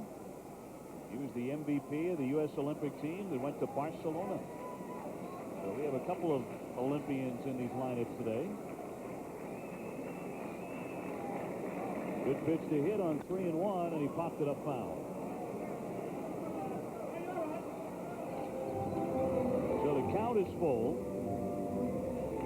Cirillo at first base. The swift Tom Goodwin at third base. Of course, Goodwin could score on a pass ball or a wild pitch. Like McFarland saying earlier, they're all wild pitches. All wild pitches. No such thing as a pass ball. Never heard of a pass ball. The ghastly statistics would be tossed out and erased from the record books. The payoff, Cirillo breaks, and it's knocked foul again, off into the seats. 4 straight sliders from Slazarski. Got away with one a pitch earlier. Jeffrey Hammonds hanging slider up in the zone, just missed it. Not really sure how banged up Jeffrey Hammonds is, but he was talking in the paper this morning that he wanted to play. He was ready to play. Something must have happened in batting practice to keep him out. Again, the 3-2, and he rakes a base hit. Goodwin scores. Cirillo trying to pick up third. He slides, and he's in there. An aggressive base running play by Cirillo. He goes first to third on a 2-out single. Make it 7-5, Houston. That's a real aggressive play because the only way you can make it at third base is if you know you can get to there. Great at-bat by Jeffrey Hammonds. Jeff Cirillo aggressively rounding the back, beating the throw. Another slider from Slazarski. Only way you go is if you're 100% sure you make it. A fairly close play if he was 100%, but he obviously felt he could The hustling Rockies. get in there to third in front of the throw by Darrell Ward, who does not have a strong arm. Hunter slices a foul. Brian Hunter has single walk, and he's also put down a sacrifice bunt today. He was picked off in the 5th inning, took umbrage. He thought that the pitcher Pedro Estacio, I should say Octavio Dotel, had balked on the play. Hitting .310. A base hit here would draw Colorado to within 1. 1 ball, 1 strike. Cirillo leading off third base. Depending on how nicked up Jeffrey Hammonds is, steal him, get him into scoring position. Tough situation. Brian Hunter up.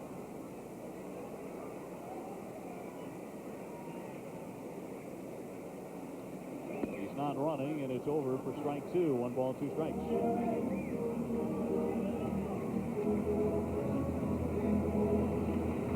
Once again, Rose warming up. The right-hander's been up twice today. about all you want your guy to get up. 2 times, depending on the number of pitches. Bullpen coach obviously keeps a close count and close watch on that.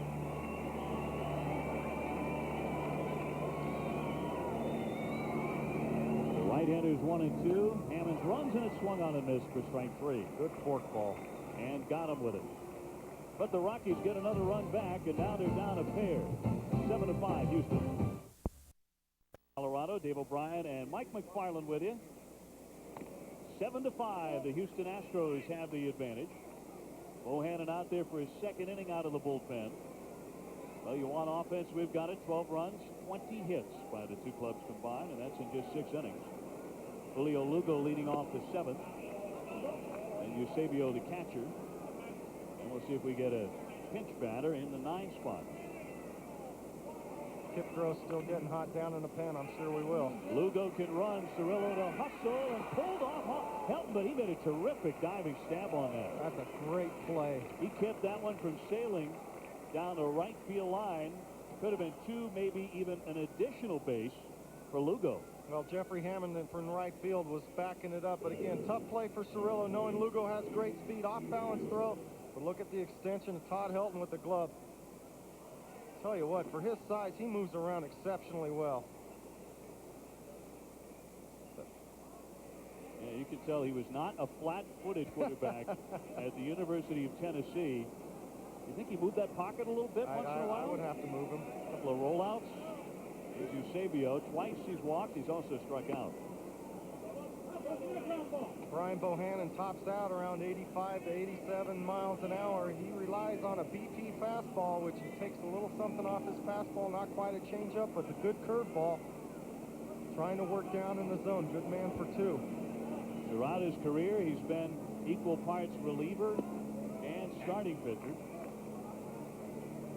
A valuable guy to be able to bring in as a swingman, certainly. Last year with the Rockies. The year before that, he was a Dodger. The 2 seasons before that, he spent with the New York Mets. He's also pitched for Toronto, Detroit, and Texas. He's 31 years old. Crunch, the line drive. Goodwin will make the catch. Boy, that got to him awfully fast. Eusebio can't hit it a lot harder. 1 down. This copyrighted telecast is presented by authority of the Office of the Commissioner of Baseball and may not be reproduced or retransmitted in any form. The accounts and descriptions of this game may not be disseminated without express written consent. And don't forget, when you're surfing the World Wide Web, to stop by MajorLeagueBaseball.com, the most complete baseball coverage on the internet. Disseminated. That was the word I used, yeah. But that was what was written, Mike. I hope you don't mind. Bohannon is coming out. So the Rockies go to the bullpen again. The Astros lead by 2 in the 7th. 5 lead. And after the line drive out by Eusebio, Bohannon was lifted. This is Stan Belinda. So Belinda will pitch to the pinch hitter. It'll be Matt Mieske. So far this season is 2 for 5 in a pinch roll. You see the numbers on Belinda. 19 strikeouts in the 18 innings. He has allowed 20 hits. His overall batting average 171. Mieske, a right-hand hitter. With Lugo breaking, they pitch out, and the throw won't get him. Perez with a leaping stab of the high toss. Tried to tag Lugo, who is too swift, and slid by him for a stolen base. Not so much Brett Main's fault, I believe. Stan Belinda, even though it's a pitch out, you still have to speed your delivery up a little bit. Throw is high, obviously. Good throw has him, but still have to speed your delivery to the plate, even on a pitch out. The second stolen base of the year for Lugo. So Mieske can get himself an RBI with a base hit here. Take another look, a different angle on the tag attempt. Ooh, did it look like he grazed him on the back of that uniform? Maybe got him? I don't know. I don't know if an umpire...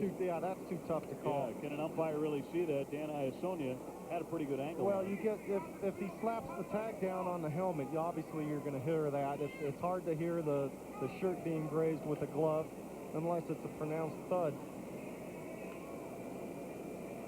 The 1-1 to Miski, drives it foul back to the screen.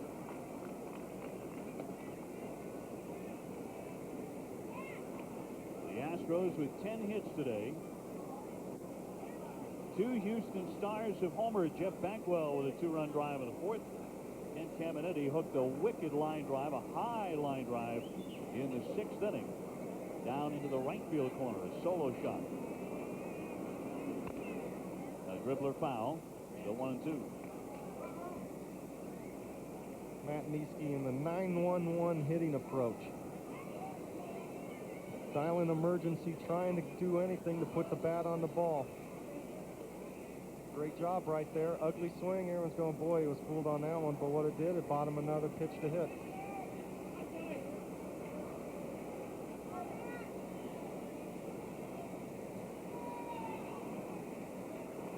One down, Biggio up next.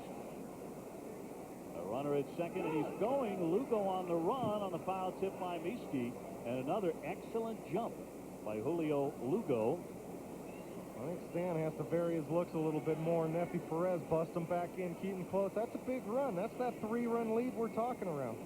No one's taking a peek. No one's busting him back in.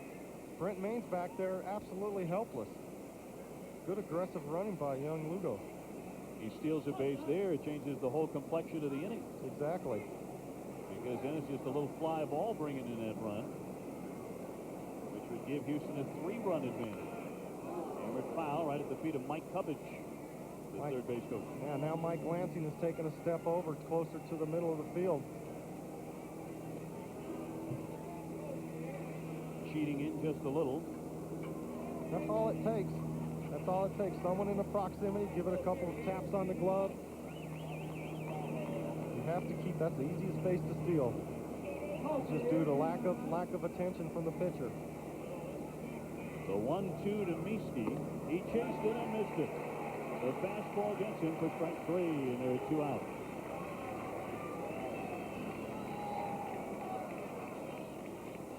Good riding fastball by Stan Belinda. Has a great changeup and a frisbee slider. That's just a fastball up out of the zone, getting Matt Miski to chase after battling for 2 tough pitches. So Biggio coming up to bat. Officially for the 4th time. He is 1 for 3 with a triple. We were talking about Todd Helton and his quarterbacking days at the University of Tennessee. Biggio was a standout high school tailback at Kings Park, New York High School. He had scholarship offers to Boston College, Penn State, Syracuse. But the football route wasn't for him, and he played baseball at Seton Hall. He was an All-America there. Made a pretty wise decision, I would say. A potential Hall of Fame career if he keeps posting the kind of numbers he has. Over the last decade, averaging about 100 runs a year.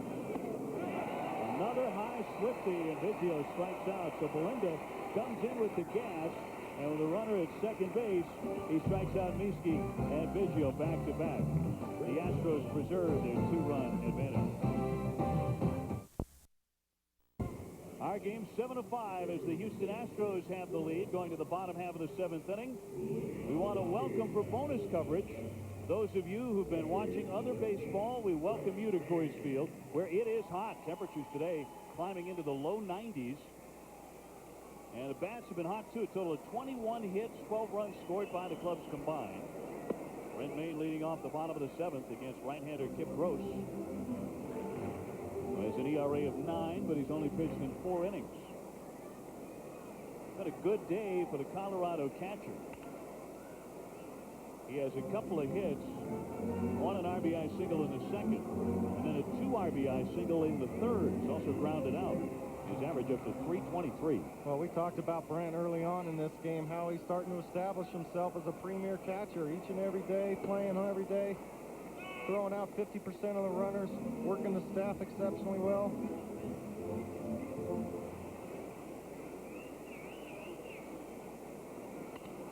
Line drive, base hit to right, his third hit of the afternoon, and he scorched it. Again, fits right into Buddy Bell's plans. Guys that are up there to make contact. You have your bangers, and you have your guys that are going to get on the base for you consistently. Brent Maine putting a good swing on a fastball on the inside part of the plate. Time for a look at today's Claritin in-game box scores. The hits up and down the Colorado lineup. Only one man who has a multi-hit day going, and that's Maine, just stroking his third hit. But a home run by Helton, which was one to see. He jumped all over the first pitch he looked at. Foul tip by the hitter, Navy Perez, who today has gone 1 for 2 with a walk and a single. Chip Gross changing speeds, fastball, curveball, a little bit of a cutter, and a pretty decent changeup. That being the changeup Neffy was out in front of there. Works on contact, ground ball pitcher. Pop foul by Navy Perez, 0-2 Colorado with a dozen hits. The Astros with 10. Well, you knew coming in you were going to see some swinging today. And we have big swings by Helton, his 16th homer. Bagwell is 13th, and Caminiti is 14th. A laser. Absolute laser beam to right field. 1-2 on Navy Perez. The Rockies looking to get something started here against Kip Gross. He's the third relief pitcher that Larry Dierker has used in this one. But right now, the bullpen simply trying to preserve it and get a win for young Octavio Dotel, which would be his first win since the first of the month. Hasn't been that he's been pitching poorly, Dave. He's been throwing pretty well. Just those tough one-run games that we've talked about all day long with this Houston Astro team. You saw Jose Cabrera warming up in the bullpen. Perez lets that one pass, 2-2.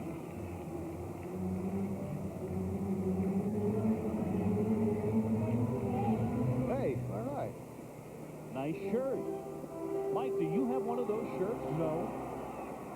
I don't have one of those shirts. and you don't have one of those cool-looking ESPN shirts. A little dribbler goes to fire, and it's into center field. Maine is safe on the throwing mistake by Gross. So instead of getting the lead man, now nobody out and 2 on, and Gross has put himself in a bind. Well, he bounced off the mound in pretty decent shape. Had a little bit more time than he thought, Dave. Comes up, should have set his feet a little bit more, make an accurate throw. The situation you try and stay away from, especially in a yard like this. Given a good hitting team, more than 3 outs in an inning, especially late in the ball game. Now they say there's anywhere between 9 and 11% extra lift on balls hit in the air at Coors Field. Does that also count for throws over the head of the shortstop and the second baseman? That was just a scud right just there. Just a scud, right? okay. Yeah. Aaron Ledesma will now pinch hit out of the 9 slot. So he comes up to bat as a pinch hitter with 2 on and nobody out. The Astros thinking double play in the middle. Ledesma hitting .222. Thinking bunts on the corners. And Caminiti and Helton shading in, but no bunt play on, and it's low ball 1. So he did not indicate if he does have intention to bunt. Probably give Aaron a chance to get up there, see a few pitches, let the count dictate what's going to happen.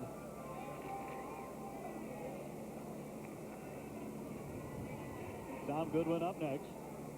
Maine and Perez on the bases with none out. And that's fly, pretty well hit to right center, but Hidalgo has all sorts of space out there. Maine goes back to tag, and he's not going to advance to third. That's out number 1. Goodwin will be the next one to dig in. Well, you know what the music means. Tomorrow night on ESPN, it's Game 1 of the Stanley Cup Finals. The Dallas Stars and the New Jersey Devils face off. The Stars are trying to win back-to-back cups. Meanwhile, New Jersey looking to win their second in the last 5 years. Both teams advanced with Game 7 wins in the semis. Gary Thorne and Bill Clement have the call. Coverage at 7:30 with Quest for the Cup. John Saunders and Barry Melrose preview the matchups. And Larry Dierker is headed out to the mound. Once again, he's wearing out a bit of a path. Out to the pitcher's mound, of course. And he takes away the baseball from Kip Gross. So yet another bullpen maneuver. We'll be back at Coors right after this.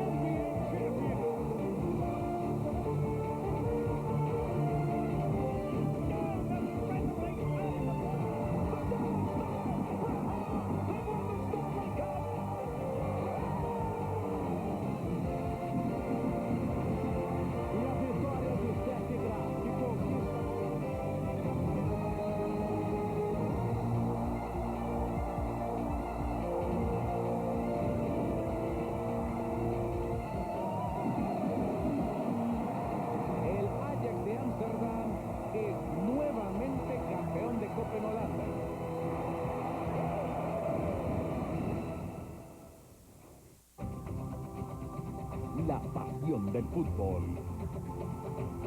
La lucha por ser el número uno. Cada semana, ESPN presenta un análisis completo de quién es quién en el mundo del fútbol. La lista de los 25 mejores clubes del mundo en exclusiva por Football Weekend. Cada domingo, solo por ESPN. ESPN presenta Conociendo el Deporte. La serie Indy Light es el semillero de la Fórmula Car. En la actualidad compiten por lo menos 5 ex campeones. El español Oriol Servia, campeón del 99. El brasileño Cristiano da Mata, ganador en el 98. Tony Kanaan, campeón en el 97. Brian Herta en el 93 y Paul Tracy en 1990. Conociendo el Deporte.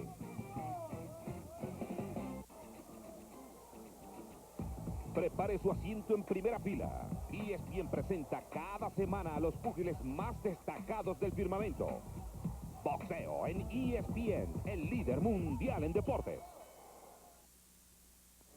For the 4th time on this holiday broadcast, Larry Dierker dips into his bullpen. He has the right-hander Jose Cabrera on now to face Tom Goodwin, who's been on base twice today with a single and a walk. Runners at first and second, 1 down. And Mike Lansing will hit unless Goodwin hits into a double play, but it's very hard to do with his wheel. The numbers on Cabrera been used 24 times, 25 and 2/3, 30 hits, more hits than innings, but he's around the plate. That one by the diving Bagwell. Here comes Maine. They're bringing him home. Berkman's throw to the plate, not in time. Colorado with another run, and they're just 1 run down now on a single by Tom Goodwin. Rudely greeting Jose Cabrera, and it's a 1-run game, 7-6 Houston. Nice swing by Tom Goodwin, swinging down through the ball, hitting a hard ground ball, finding the hole. Brent Maine scoring from second base. Love to see those catchers run, don't you? Yeah, it's highly entertaining. Jose Cabrera's best pitch was usually a slider. That pitch, a fastball middle in. Tom Goodwin turned on it, knocking an RBI. In all seriousness, you get an extra jolt of satisfaction watching Charles Johnson run the bases. Hey, I tell you what, you squat for a living and then try and stretch it out. Toss over there, almost by Bagwell, but he was able to stop it as Goodwin dove in. Goodwin has already stolen a base. A.P. Perez at third. Only 1 down as the Colorado Rockies look to build a major inning here. I think Tom Goodwin stopped that one more than Jeff Bagwell did. Yeah, right into the runner. Lansing 0 for 3. He has hit into 1 double play. That was back in the first inning.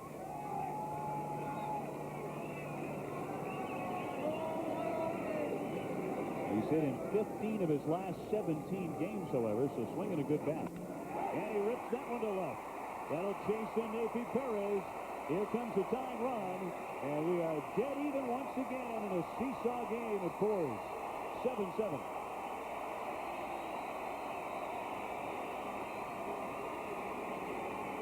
Another pitch from Cabrera, elevated in the strike zone.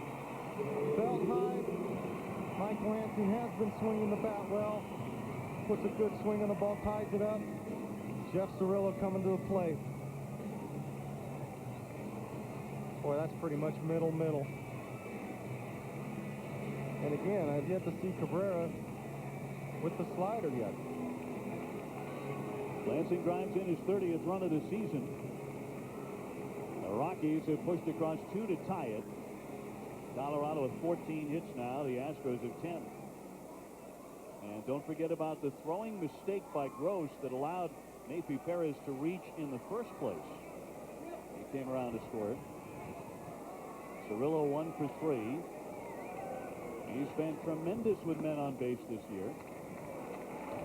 Just a fine hitter. You know he'll find a way to get his bat on the ball, although he did strike out in the first.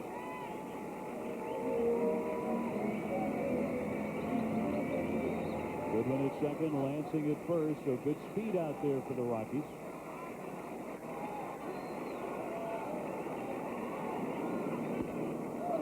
2-0. You know, the history of Coors Field, as brief as it is, going back to 1995, built on not just big innings, but gigantic innings. Yes, you're not looking at pushing one run across here and there. It's always a crooked number up on that scoreboard. Cabrera's struggling. Doug Henry up in the bullpen getting loose. Elton up next. Hit sharply, though. Biggio to Lugo. Bagwell dug it out. Great play by Bagwell to save the inning and complete the double play. So it remains tied up at 7-7. We move to the 8th. Taking another look at the pick by Bagwell. Terrific stand.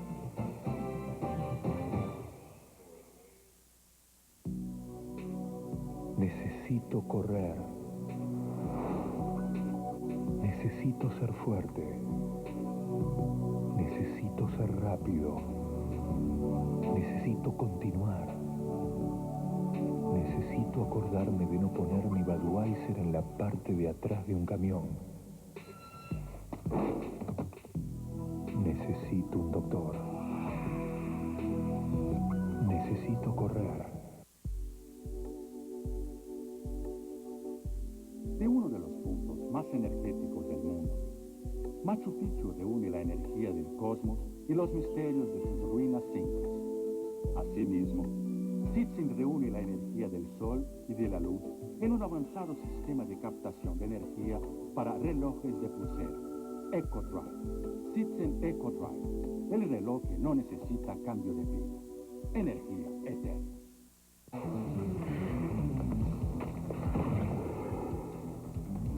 It's a great story. He's playing in just his 5th playoff game this year, but in the games he's played, he has been outstanding. Randy McCann, Niedermeyer.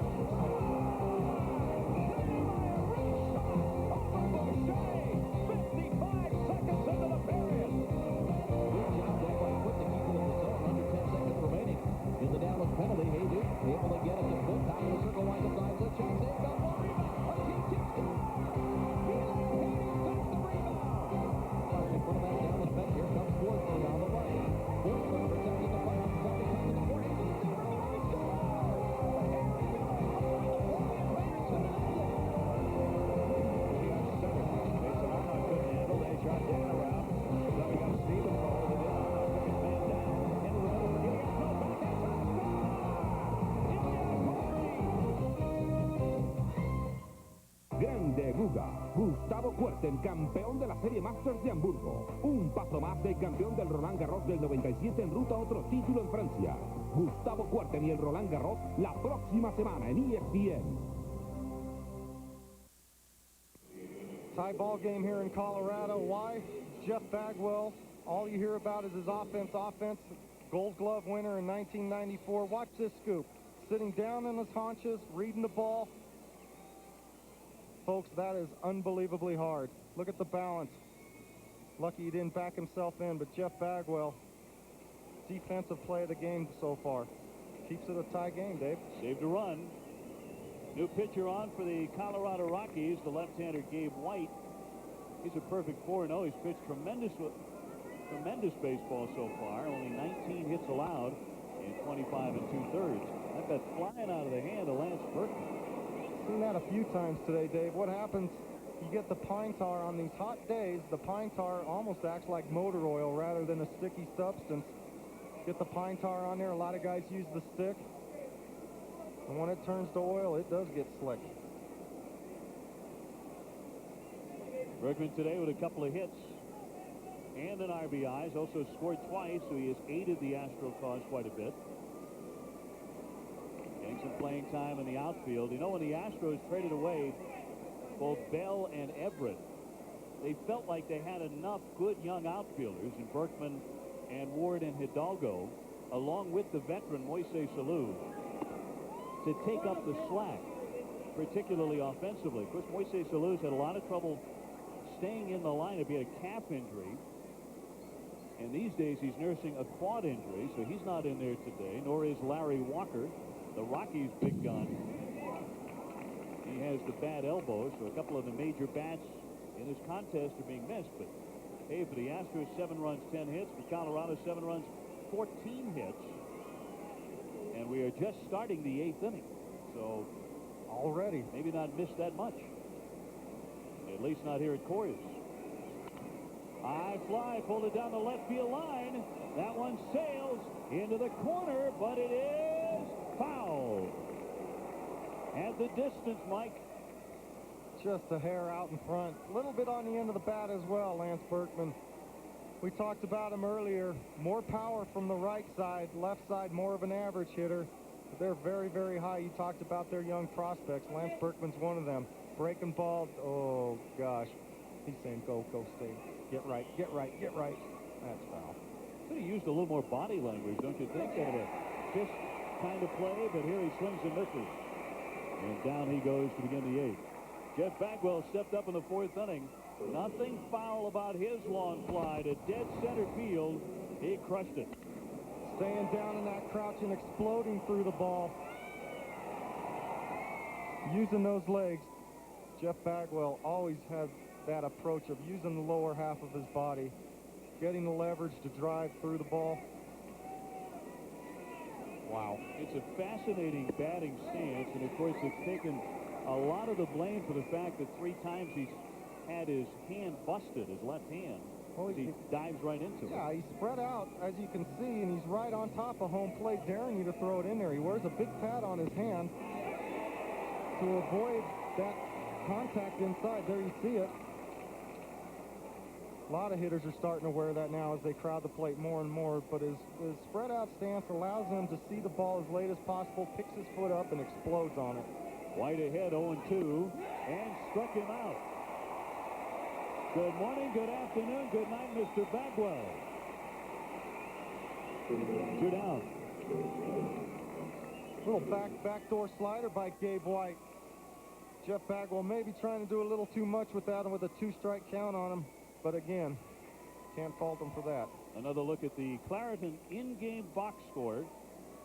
For the Houston Astros, Biggio scored 2 times. Hidalgo's driven in 3. And this guy, Ken Caminiti, blasted a home run in the 6th inning. Caminiti 1 for 3. So plenty of offense for the Houston club coming to Coors Field after a big series against Atlanta. That's in there for a strike, and Gabe White has come out of that bullpen gate dealing. I tell you what, listen to the crowd starting to get back into it. A little bit lackadaisical through the middle part of the inning. Gabe White stepping out of the pen, throwing strikes. Looking to whip the side, and it's popped up instead. Sky high. Goodwin can't find it in center field. Now he comes in and makes the catch. Looking up into that sun, he might have been having some trouble, but White sets him down 1-2-3. 7-7, we're still tied. ¿Qué me perdí? ¡Qué rápido! ¿Qué me perdí? ¡Papi, palomitas! Vamos, díganme, ¿qué me perdí? Carlos Delgado metió 2 carreras. Yo cogí esta. Y todos salimos a la pantalla gigante. ¿Algo más? Sí, mis nachos.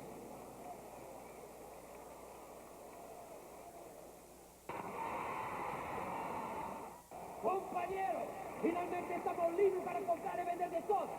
Mercado Libre, subastas por internet. El vendedor pone el precio de salida. Los compradores hacen sus ofertas. ¡Vive el Mercado Libre! Mercadolibre.com. ESPN presenta Perfiles. Guiar con el nuevo chasis de Lola ha sido maravilloso. Es bastante rápido. También el nuevo motor de Ford, el Ford XF, ha sido excepcional. Tenemos las ruedas Firestone, que también nos va a ayudar mucho. Así que si hacemos nuestro trabajo, esperamos ser bien competitivos este año.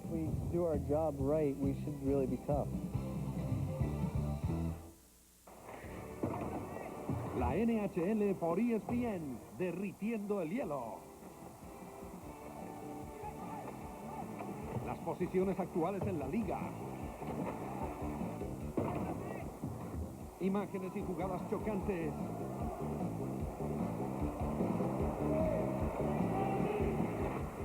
Y los mejores jugadores de hockey del mundo. NHL Power Week, cada miércoles por ESPN.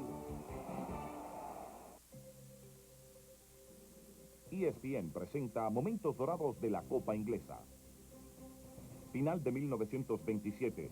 Cardiff City se enfrentaba al Arsenal con la misión de convertirse en el primer equipo en ganar la Copa y llevársela fuera de Inglaterra, al país de Gales. El único gol del encuentro lo marcaría Hughie Ferguson ante la falla de otro galés, Reg Lewis.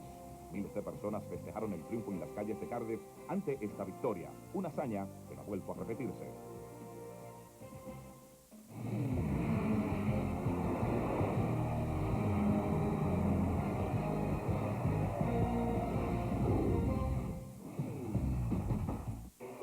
This one coming right down to the wire in Colorado, 7-7 tie. The Rockies have Todd Helton leading off the bottom of the eighth. Then it's Hammonds and Hunter. So the eighth men on Memorial Day and a glorious afternoon. And they will face the right-hander Cabrera. Helton has homered, popped up, walked and flied to deep center field, leaving his average at .413. He has hit over 500. And he tags this one deep, and that one is into the bullpen. His second home run of the day. The second time this year. He's gone deep twice against Houston. It is 8-7 Colorado. He is unbelievable with that bat. Any ball that is elevated in the zone right now, Todd Helton is not missing. He also hit 2 home runs in a game on Saturday, so forget about this solo stuff. Just one homer in a contest. He gets a couple of pitches to drive, he'll kill you twice. Man, a .415 hitter coming into the game, and he has actually brought the average up. And it's chops that one to Lugo. One down. Again, we talked about elevation in this ballpark. You must stay down. And again, Hidalgo, no chance on this ball. He'd have to climb through the wall. Listen to the sound off the bat, Dave. Cabrera up in the strike zone. And you see who made the catch. He's saying, I must be getting loose now. Jose Jimenez, the closer, is preparing to get into the game, and now he'll have a save chance. 8-7, the Rockies. But Helton's swing, so fluid, economical, not trying to lift the ball, not out of control. Fluid through the zone. Hunter taps that one to Biggio. 2 down. We're in the bottom of the eighth, and the Rockies have retaken the lead. And we knew this coming in, Mike, that this was going to be a back-and-forth game. These are 2 good offenses, and with Helton in it, the way he's swinging the bat, you had a feeling if he came up to hit late with a chance to do something dramatic, he was going to do it. Brent Maine is a 3-hit game. He's 3 out of 4 with 3 RBIs, so another Rocky hitting star.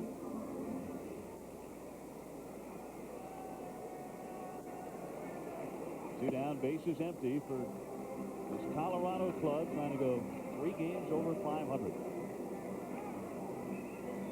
Well, was just about to say, poor Todd Helton goes 1 for 3 and his average goes down.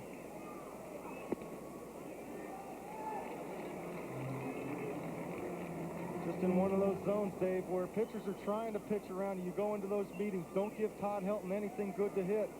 Next thing you know, you're leaving something elevated in the strike zone. Maine takes ball 4. It's worth another look. Every swing he takes is worth another look. Watch his legs. Notice the balance. Not getting, no overstride. Back in the load position. Extension through. Getting his hips as well through the swing. Look at the extension and the whip. That's nothing more than a line drive hit 400 and some odd feet. That swing remind you of anybody? Jeez, all lefties have that pretty swing, Dave. Yeah, they do. All lefties have a pretty swing. They're all right out of a picture book, aren't they?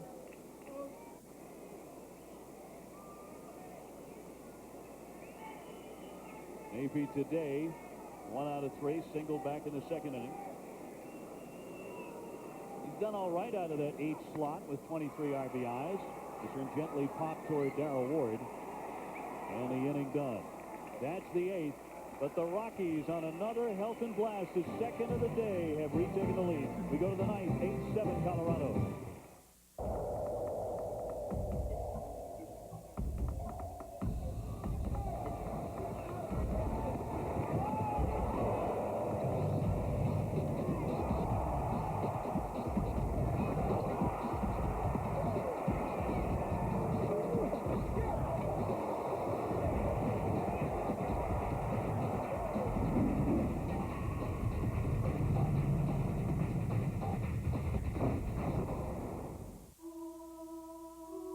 Ira,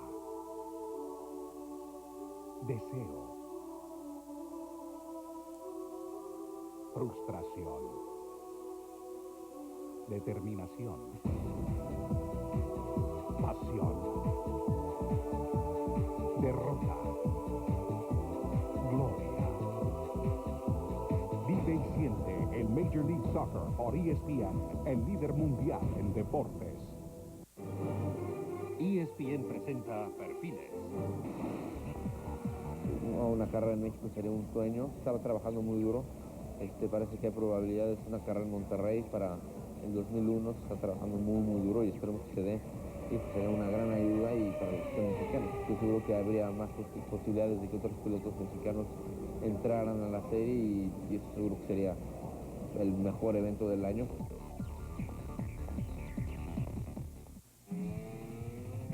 ESPN presenta Conociendo el Deporte. La serie Indy Light es el semillero de la Fórmula Car. En la actualidad compiten por lo menos 5 ex campeones. El español Oriol Servia, campeón del 99. El brasileño Cristiano da Mata, ganador en el 98. Tony Kanaan, campeón en el 97. Brian Herta en el 93 y Paul Tracy en 1990. Conociendo el Deporte. A look now at our Fog Dog game summary. We've had 4 home runs hit today. Not exactly a surprise. Bagwell with a 2-run shot. Kennedy with a wicked solo home run. Main hitting star Todd Helton of Colorado, 2 for 4, 2 homers. He's hit 17 for the season. No signs at all of slowing down the hottest hitter in the big leagues. Right now, hands down. Again, he's in that comfort zone, feeling comfortable on every pitch. Team's trying to pitch around him and still making mistakes. The Rockies bring on the closer, Jose Jimenez, 3-0 with 7 saves. He's pitched very well. 15 strikeouts in 21 innings. And the league hitting .250 against the lanky right-hander. Going to be facing some bats here in Hidalgo, Ward, and Lugo as the Astros look to tie it or take the lead. We bring you the 9th inning on our kickoff Memorial Day ball game here from Denver, Colorado.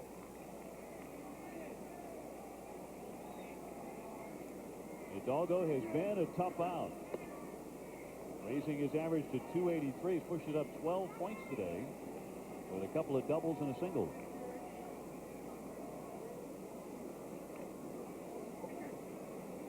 Jimenez with a live arm, but he's missed with the first 2, 2-0. How about the job of Gabe White last inning, coming in, throwing strikes, establishing himself with breaking balls and fastball counts. Jose Jimenez, great action on the ball, needs the location. Right through the chute, 2-1. Out pitches his forkball. Really like the arm on this young man.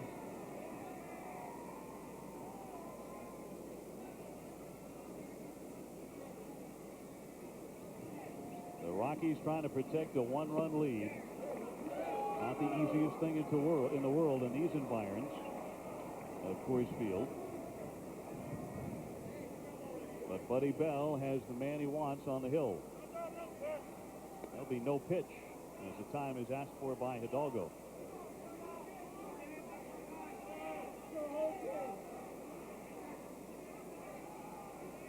Coming up next on ESPN, more Major League Baseball, the Rangers against the Tigers. By the way, Juan Gonzalez is not in the lineup. That's a foul ball at the plate by Hidalgo. So Gonzalez not in the lineup for the Tigers. Hidalgo will need a moment to shake this one off. But a full day of Major League Baseball here on ESPN. Nice of you to join us for the very first game of the day. It's had just about everything that we expected. Well, this is going to take a little more than a moment for Hidalgo. He's got a lot of pain racing through that foot. That's up on that upper ankle. Just above the knot. Oh. Especially on a day it's hot. You've been running around in the outfield. Oh, yeah. Feet are sore as is. It's right on top. Richard, we feel your pain. Anyone who's ever swung a bat, be it Little League or a big leaguer, and done that to your foot, you know how much that hurts.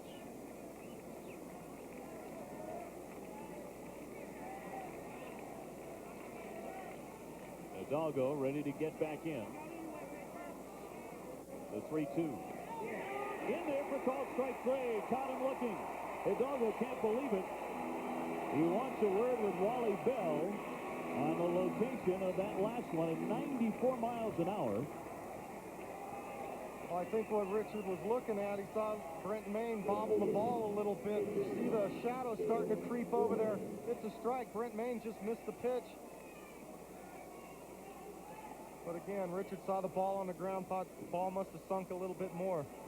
That was huge, throwing a strike, 3-2 count. One down, and the Colorado bullpen has done terrific work over the last 2 1/3 innings. Of the last 8 Astros to come to bat, 5 of them have been struck out. Well, they're starting to come in, and again, throwing strikes right off the bat. 0-0 counts, fastballs with action in the strike zone. Ward 1 for 4. Nothing at 2 as Jimenez buries another Swiftie. Well, you look at their numbers in close games. We talked about it early. The Astros have been losing them by the bushel. 2-13 in 1-run games. 1-5 in 2-run games. And they're down a run here in the 9th. That's a squib foul. Still 0-2. Larry Dierker, with yesterday's win, a 1-run victory against Atlanta, he was hoping they had shaken that off. The bad luck in a close game. Well, they got to that situation, and the biggest key was Billy Wagner coming in and throwing 98 miles an hour and really coming after hitters and being more aggressive instead of trying to work on action on the ball. In there for called strike 3, got another one. Back-to-back strikeouts as Hidalgo and Ward are caught admiring the pitch. Well, I'll tell you what, it's not an easy task right now. The clouds are overhead, but before that, you have the shadows right over home plate. Jose Jimenez with great action on a sinking fastball at 94 miles an hour. That's just a great pitch. Look at the location. Knee-high, outside corner. The center catcher, Brent Maine, right in the chest. You got to give him that pitch. Larry Dierker down to his final hitter. He's not going to use Julio Lugo. Instead, it's going to be Bill Spires to come up to hit. Just trying to reach base. And a man on, or Spires can jack one out. He's hit just the 1 homer.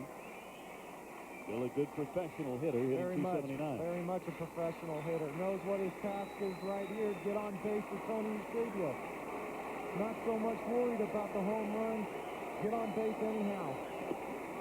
He's got a greater task to try and see that blazing fastball by Jimenez. Here's the glove, the 10-year-old glove of Mike Lansing. He says, I'll retire if I ever lose it. It's a Bill Spires model. Walt White's a similar story. I think he has one that's about 14 years old. In 1997, Mike had a new pocket put in it.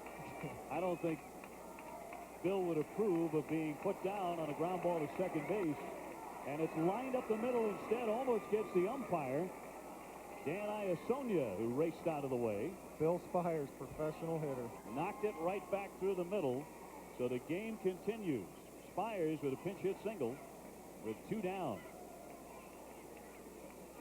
And now Eusebio will not come up to bat. Larry Dierker again goes to the bench.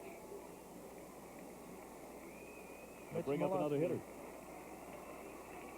Talked about Bill Spires and his approach to hitting, knowing what his job is. Let me just put the barrel on the ball. Great swing. Stay through the middle of the field, not rolling over on the ground ball. Up comes Mitch Molesky. Young power hitter. Molesky, 26 years old, from Yakima, Washington. One of the Major League's top catching prospects. Very much so, offensively minded. Talked to him earlier in the day. Asked him how things were going, knowing that the pitching staff has been struggling. He's been fighting it. As a catcher, you take that personally, that your pitching staff is struggling this year, especially Jose Lima. They're going to battle. Things are working out. He says he's starting to get the respect of the starters and the older pitchers on the staff. Molesky, a rare switch hitter. Well, you'd expect Jose Lima to have the rally cap on. Exactly. Hollering out from the top step of that dugout. The tying run is on for Houston. Molesky came on April 6th to make his very first Major League start. And he broke up the Pirates' Francisco Cordova's no-hit bid on April the 6th with an 8th-inning double. Well, if he doubles here, this game is tied up. Coming up next, the Rangers and the Tigers. No score into the second in that game, which is underway. We'll get that one to you as quickly as we can. Up high, 2-0 to Molesky, batting left-handed. Mike Myers starting to warm up down in the Rockies bullpen in case things get out of hand.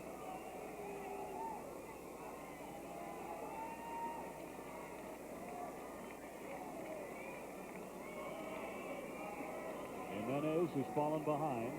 2-0, 2 out. Spires edges off first. And Molesky didn't get that one. 2-1. A good aggressive swing by Mitch Molesky. He knows what his job is right here. He's the guy that can go for the pump, go for the home run. Come out of there, Hal McRae, one of my all-time favorite hitting coaches. First straight thing you see coming off the bench, let it rip. 1, it loosens you up. 2, it gets your timing down on the fastball.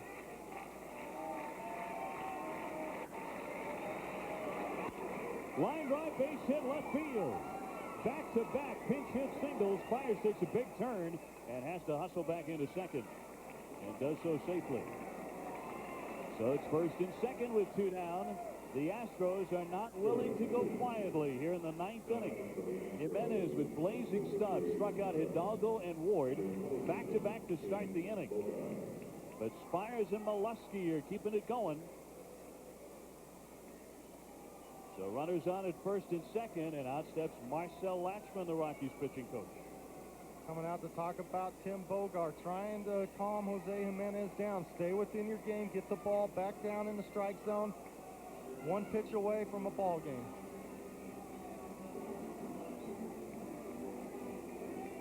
Buddy Bell is really trying to get his closer, Jose Jimenez, to mature sort of on the job. Remember, Gabe White pitched a great 8th inning. Right. He struck out 2. He got Caminiti to pop up.